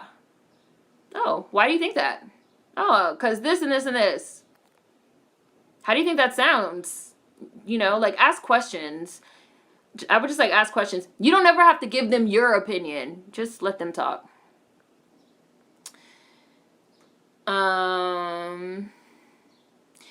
Is there a good resource you'd recommend to learn more about the ideas for ending capitalism? That's not my point of view, but I'm down to listen to other ideas. A lot of people consider ending capitalism to be, like, anarchist material and, like, anarchist works. If you type ending capitalism or, like, the end of capitalism in, some really good resources should pop up. I have a video on capitalism that if you look in the description box, there should also be links and information in there. I feel like the whole industry supports anti-blackness. I see younger girls buying Indian hair, and it just makes me feel some weird type of way. Powernomics is a good... Yeah, Powernomics by Claude Anderson. Powernomics is a good book on Amazon. And Seren has a video on capitalism with alternatives. Yeah. I really want to see a thriving all-black community. How do we create our own communities like these other ethnicities? Put the athletes in HBCUs. All right, Allie, just ignore them or go, huh? Right, ask questions. Set a boundary with them. Let them know that's not something that you feel comfortable discussing in a professional setting. Right. Anthony, thank you. Super chat. Thank you. I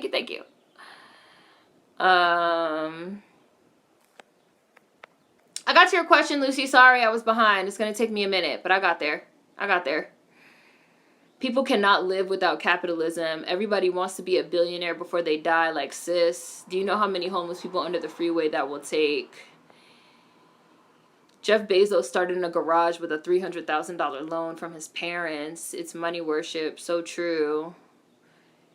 This was a good advice, Lucy. Set a boundary with them. Let them know that's something you don't discuss in a professional setting.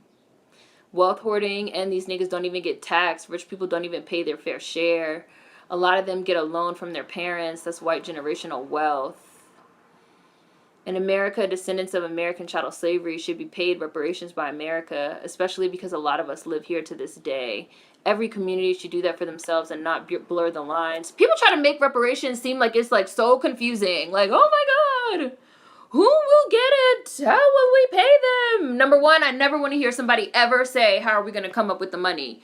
Because motherfuckers pulled trillions of dollars out of thin air to send out them stimulus checks. And we didn't even have to do anything. We didn't have to, like, sign up for anything, like, nothing.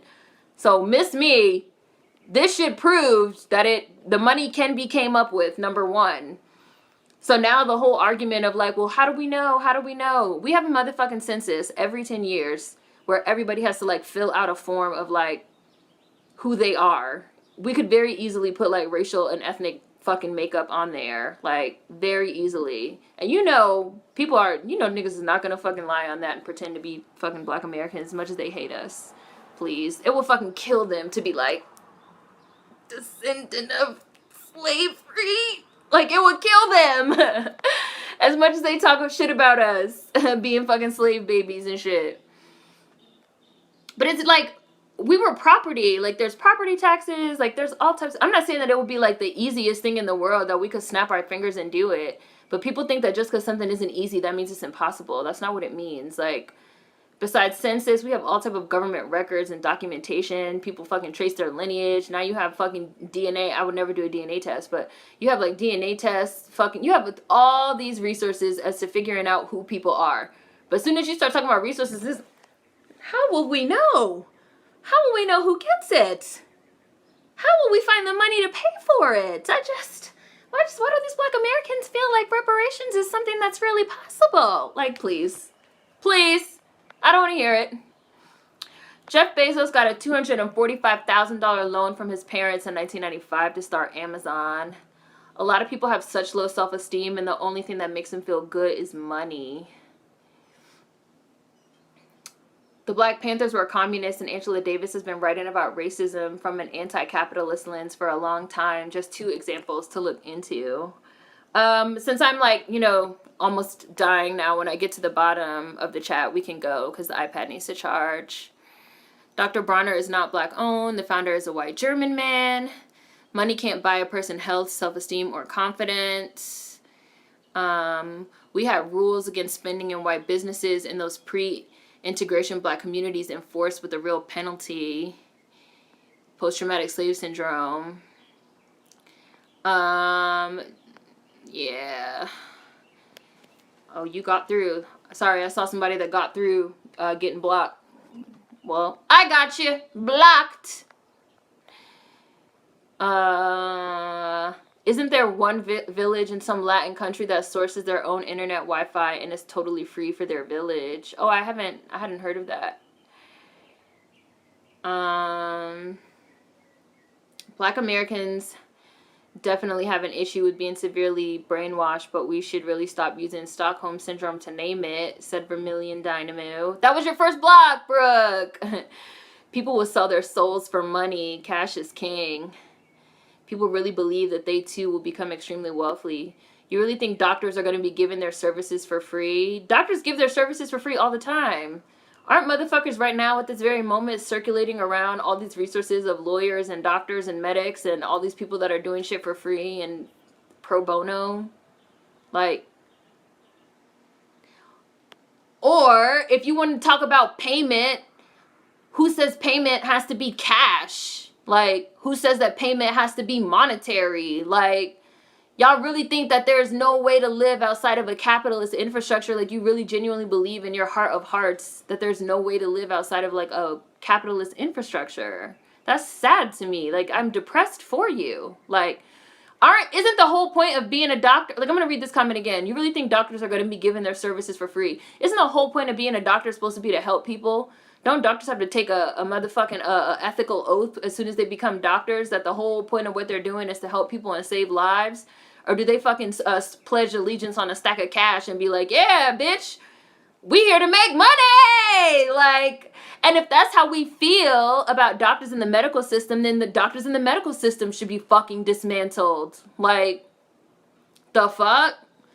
There's fucking all types of fucking Black people, like fucking midwives and doulas and healers and people that's doing shit not for fucking, like, hundreds of thousands, millions of fucking dollars, so they could fucking drive a Maserati and shit. Like, payment also doesn't have to mean, like, obnoxious levels of wealth. Get off that. Get off that. Or accept that you being on that means you're totally fine with somebody somewhere dying on the street. Say that. If you can't say that and say that you're fine with it, like, I don't know, you need to examine yourself, go to church or something, I don't know. Some shit shouldn't cost at all. Housing, water, food. Like, y'all worshiping money over lives. Hate to see it. Electricity could be free. It's not free because of lobbying by electric companies. Even if you buy a battery for your house, they have to have a line to the electric company. It's rigged. Capitalism is a life-sucking trap. I detest it. Barter and trade. Inventor Nikola Tesla wanted electricity to be free. Bell undermined him. Capitalism is a system. What are basic human rights? And like, people also don't understand like houses. Okay, like 9 times out of 10 when they build a house, the house is automatically connected to like the power line. The power is just not turned on until somebody pays for it. The power's there. It's there. The power's there. Have y'all ever walked into an abandoned house or apartment and flicked the light switch and the light turned on? Like, it's because the power is there. It just has to be like turned on and activated for money. It's not like the power doesn't exist. It's not like the electricity doesn't exist until you pay for it. It does exist. Paying for it is the system by which you receive it. So we could create another system of reception, of consumption. But y'all love capitalism. You can't even wrap your mind around a world without it. That's scary. Capitalism got us paying for water, bro. Like we don't need that to live. Like, what the fuck? You guys know I hate the term living expenses. How do you have an expense to live? Nobody asked to be born. And yet we have to pay into capitalist infrastructure to survive. I don't understand the concept. Electricity should definitely be free. Paper money is worthless. Most people love material things more than life. Damn, there's someone who thinks medical services need to be traded for money in this chat. Right, I seen that comment. Like, so you really think doctors are gonna save people's lives for free? You really think people deserve to live? Like, damn, I do. Sorry. I think people deserve to live. I'm sorry. I don't think you should have to pay money to live on this planet. Especially if you're a Black American living in the United States. You shouldn't have to pay shit for shit. But I especially don't think you should have to pay money to be alive. They don't understand political ideology and how all these things are just a consensus of the people. Hi, Muffin. People out here defending paper. I remember always asking when I was a kid why you have to pay for stuff and why can't everything be free. My teachers basically called me stupid. It never made sense for me. The regulation of money, and especially from the rich in Islam, is an anti-capitalist, interesting model. Look into it. I also really like the idea of a kibbutz, which scares a lot of people because it is a communist model. And there's a lot of things wrong with it. But I do like the idea of a kibbutz where everything is equally owned and shared. So it's like, okay, like, everybody has a say, like, everybody gets a vote, everybody, like, it's like everybody gets a say, you know? Everybody gets a say. Free amenities, that would be a dream. And people also don't understand that in other, like, quote-unquote first world countries, people don't have to pay for these things. I have a very, very good friend that's an artist that moved to fucking Germany, moved to Berlin, because she's chronically ill. She suffers from a chronic illness, and she could not get medical treatment as an artist.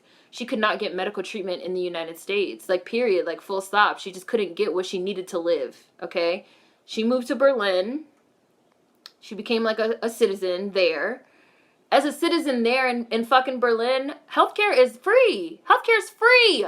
So people being like, do you really think that doctors would, like, do shit without money from the patient? Like, healthcare is free in, like, a lot of places. Like, school is free in a lot of places. Like, there's a lot of places that you don't have to pay for this shit. My friend that lives in Berlin, she doesn't even have to make an appointment. Like, I was watching fucking Nikki Thought. I remember watching her birthing video in Australia. They just, like, like, went to the hospital. Like, you don't have to pay for this stuff. I was just reading in Norway, they have, like, a huge, like, rising number of quote-unquote single mothers, and what they mean by that is unwed mothers, and these are white women. They have a huge amount of single mothers, you know, women that are unwed, because they have a really strong social safety net for, like, child care, maternity leave, and, you know, the state pays for you to have your baby, all these things. So there's a lot of women, now they're in relationships, a lot of them aren't single, but they just don't feel the need to get married. They don't feel the need to, like, opt into a lot of, like, societal structures because they have a social safety net from their country as citizens. We don't get shit as citizens here. And people don't think we even deserve shit, or, you know, like, they don't even think it's anything that could happen. They really genuinely believe, like, money, like, shit has to cost money. Shit doesn't have to cost money. And it doesn't have to cost as much money as it does. Like, when you spend all that money for a pill from a doctor, it's not because the pill is really worth that much. It's because they've marked it up so they can turn a profit, because we live in a capitalist society. Hello. It's a completely dysfunctional system, and capitalism is another trap. I'm going to end soon. I know you guys are, like, listening to the capitalism rant. I don't believe having things for free is going to motivate people to create and give away products or services without some sort of benefit for themselves. So you believe that people are inherently selfish and money hungry and greedy. And you believe that you're one of those people that believes that, like, thoughts and ideas and, like, sparks of creativity and ingenuity and helping people can't come unless people are dirt poor and struggling. I don't subscribe to that ideology. I don't believe that. I don't believe that greed is good and that motherfuckers got to fight each other over scraps to be motivated to do things. I think that's sick. I think you need help. Sorry. That's, like, rude or politically incorrect or inappropriate. That's how I feel.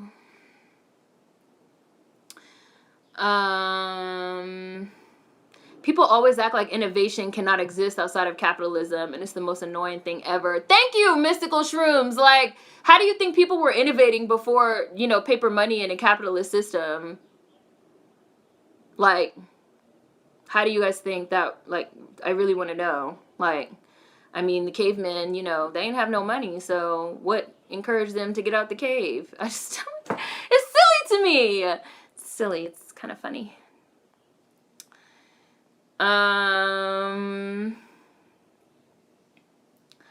People are naturally creative and driven to do things, even if it's just to sustain themselves and make their lives better. Like, that would be motivation enough. We can also exchange services, skill. My whole first year on YouTube, my channel was not monetized. I wasn't making videos. So, like, a lot of those early videos and stuff that are still being shared around now, they were never monetized, nothing. I wasn't doing them for money. I was doing them because I had something to say and I wanted to say it, and that was it, you know, and I wanted to facilitate dialogue, and that's what I still do now. Like, I do think that people should be paid for their services. I think people should be compensated for their services, but especially black people and especially black women. But it's not like I'm doing it for money. It's weird. It's a weird thought process. Like, I agree with this. People are naturally creative and driven to do things, even if it's just to sustain themselves and make their lives better. Like, haven't we all heard about artists that are, like, creating, entrepreneurs, inventors, people that are creating? They're dirt poor. They're living on somebody's couch until they get their, you know, their big break. But they weren't doing it for money. They were doing it because they were driven to create. Y'all don't even believe. Let me keep going through these comments. When I get to the bottom, I'm going to end. The argument that people wouldn't provide services without money is trash, considering socialism argues that everyone should have a base standard of living regardless of pay.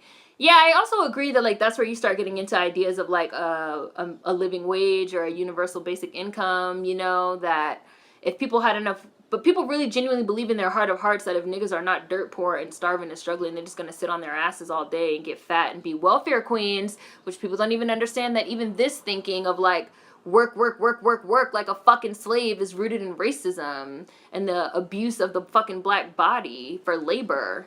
And that if you don't want to labor, you're lazy and you're not going to create and you're not going to be motivated. These are racist ideologies, just so y'all know.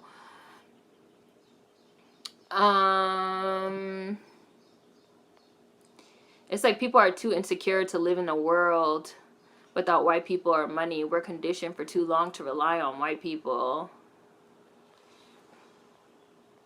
That microaggressions video is a damn gem. Thank you. If there is no money or some kind of benefit involved, I highly doubt most people will just hand over their ideas. Humans are very selfish. And I think are you white? And are you thinking of white people and talking about white people? Because niggas do shit for free every day. Sorry, again, if that's rude to say. Hi, Lou. Thank you. Your microaggression video was such a game changer video for me. Humans are taught to be selfish. If we weren't innately selfish, we wouldn't have survived before the... Thank you, Fantastic Moose. We wouldn't have survived before the existence of money or currency. Capitalism pits us against each other. People really don't remember, like, There was a time before the 80s when we decided greed was good. Like, there was a time before, like, capitalism. Like, capitalism is a system that was created by man. It's not Jesus Christ. Well, Jesus Christ was a man, but, you know, like, it's not supernatural, or what's the word? What's the word? Y'all know the word. The word for God shit. It's not a deity. It's not no entity. None of that.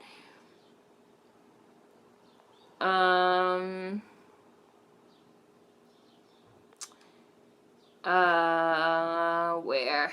Yeah, don't take the bait. People love money. People love money, and if it's no capitalism, it's no money.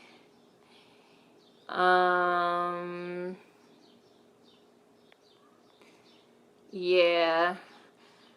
Just the act of having children is selfish. Most people want them just to have many versions of themselves. Did I miss something? I might have missed something about. Oh, you're equating survival to having children. They didn't say that. They didn't say anything. I was like, did I miss something? They didn't say anything about children. They said humans are taught to be selfish. If we were innately selfish, we wouldn't have survived before the existence of money or currency. Capitalism pits us against each other. That doesn't necessarily have to do with, like, children, per se. But that's about, like, innovation and creation and getting out of caves and shit. Even though, I mean, niggas was never in caves, but we're not even going down that road. Let's continue down the chat so I can get to the bottom. People trying to make it the reparation Hunger Games. They just printed money out of nowhere for these stimulus checks. I never want to hear how are we going to pay for reparations ever again. Just because it's not easy doesn't mean it's not possible. Seriously. If people lie about their identity on the census, they should go to jail or revoke their citizenship. The majority of our money in the U.S. is digital now anyway. The U.S. government paid families of Holocaust victims that they tracked down worldwide. Almost all the descendants of American chattel slavery live right here.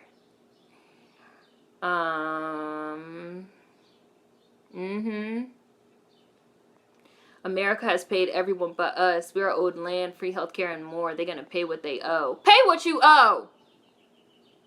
Bye, Davey! Support black-owned businesses and unplug. Prioritize self-care. Oh, I didn't know that, Vermilion Dynamo. Thank you for letting me know the background on that term. That's good. Thank you, Monica. The Hippocratic Oath, swear to do no harm. These people will have you believe the doctor swore on a stack of fucking cash. Like, I swear to collect these Benjamins. Like, that's not supposed to be the point. Like, our lives are not supposed to revolve around money. On AJ Plus, they did a video on a doctor giving free care. The most he had patients pay was $50. You guys remember I did a fucking Hidden Figures. I've done several Hidden Figures now on various black women doctors that do fucking healthcare services for free in black American neighborhoods. One of them was the really, really old lady in Harlem that I think to this day she's still alive. She has a private practice in Harlem, and she also works for a hospital. And people don't pay her, or they pay her in produce. They pay her in, like, fruits, vegetables, like, because it's a low-income neighborhood. They don't have the money. Like, even that idea of, like, and doctors aren't going to do it if there's no money involved. So what you guys are really saying is that you're fine with, like, poor people dying. You know? Like, you're fine. And poor people are largely black Americans in the United States. So, like, you're fine with black Americans dying. Like, you're fine. You're fine. You're fine. Let's just get it all out in the open. You're fine with it. Y'all are sick. A doctor is literally supposed to help people. As someone who works in healthcare, the medical system has to go. We could go back to a barter and trade system. Give me supplies and material equal to the service I'm providing. Much preferable to capitalism. The current U.S. health industry completely goes against the Hippocratic Oath. What a joke. Or, like, that's what I'm saying. Or if y'all really want to make the argument of, like, okay, because I know somebody's probably going to be like, well, things cost money to create. Because as soon as you start having the anti-capitalism conversation, like, that's where it goes. Like, well, things cost money to create. But again, we have, like, an extreme markup. If it costs you 30 cents to make the pill, okay, charge me $1. I'll buy it. But no, you want to charge me $300 so you can pocket the rest. That's where we have an issue. Life existed before capitalism. It will go on after that. Tesla was an anti-capitalist. Please spread that.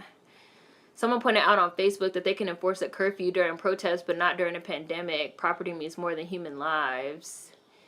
Right, you're paying for the service, not the water, the electricity, the heat, the gas, nothing.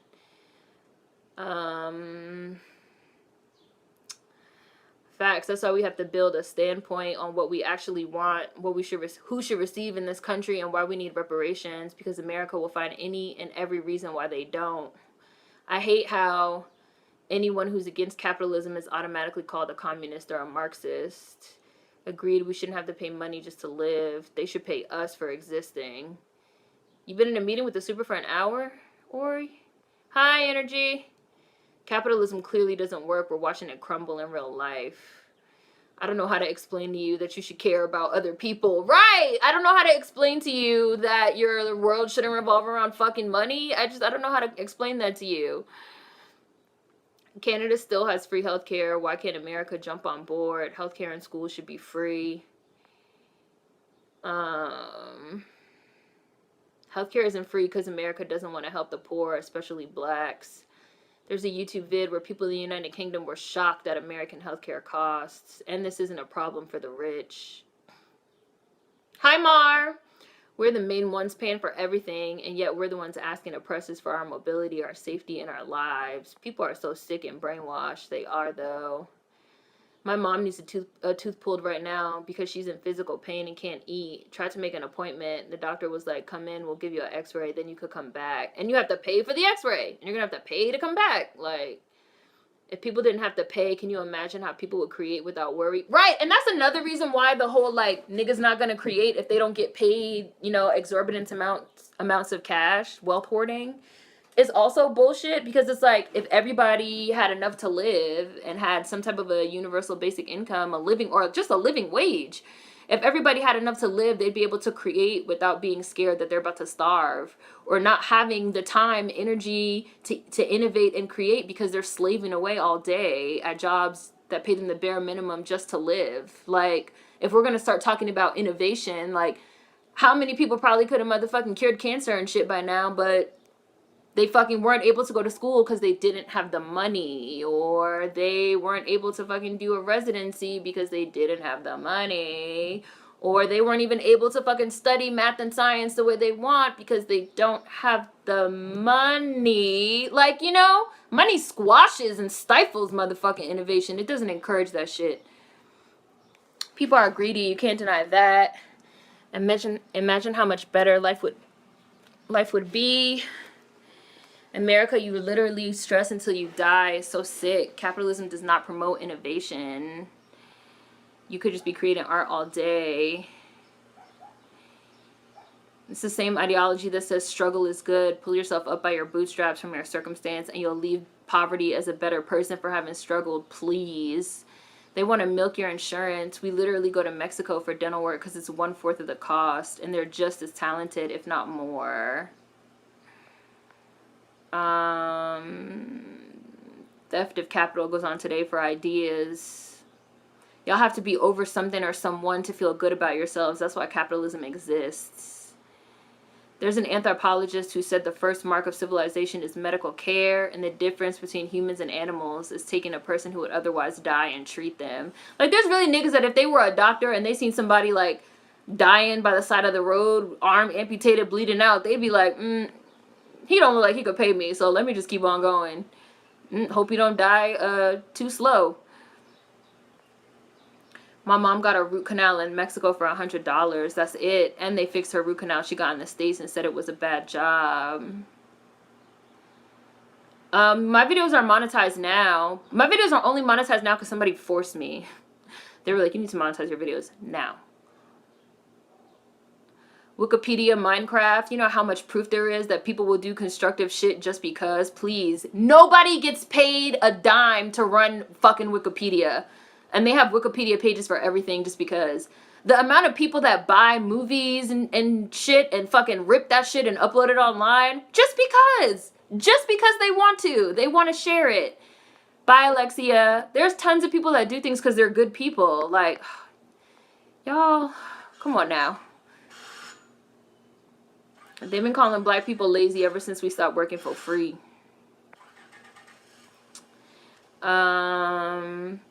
Racist ideologies regarding creating. The worst idea of creativity is the idea that it comes from pain. It's an oppressive psychological tactic used against sensitive creatives. And I also feel like that also plays into the idea that to be an artist or a creative, you have to be on drugs or you have to be a fucking drunk.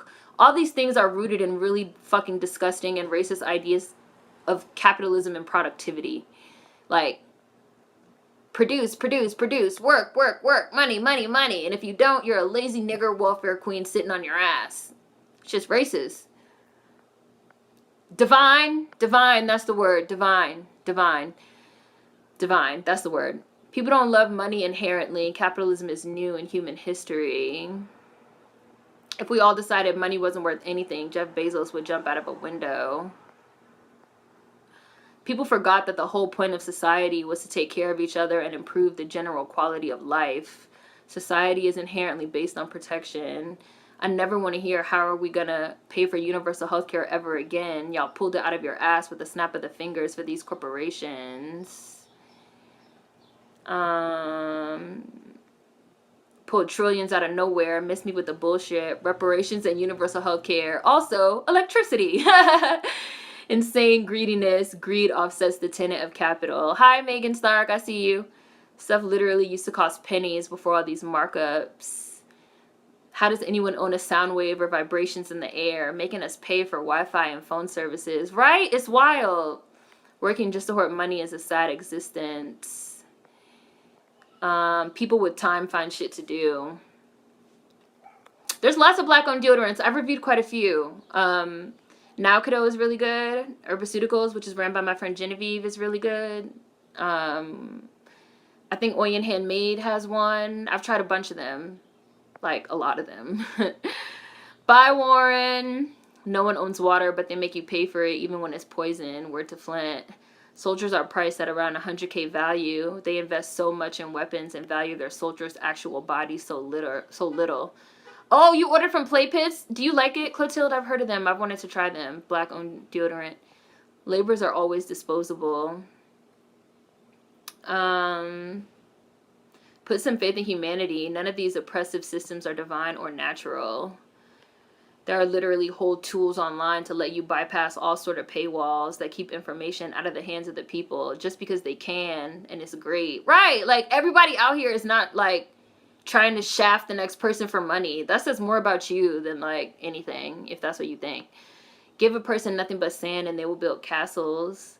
We could all be working for our community to do our part for our communities. I would be so much happier working for the betterment of my community than I am for money.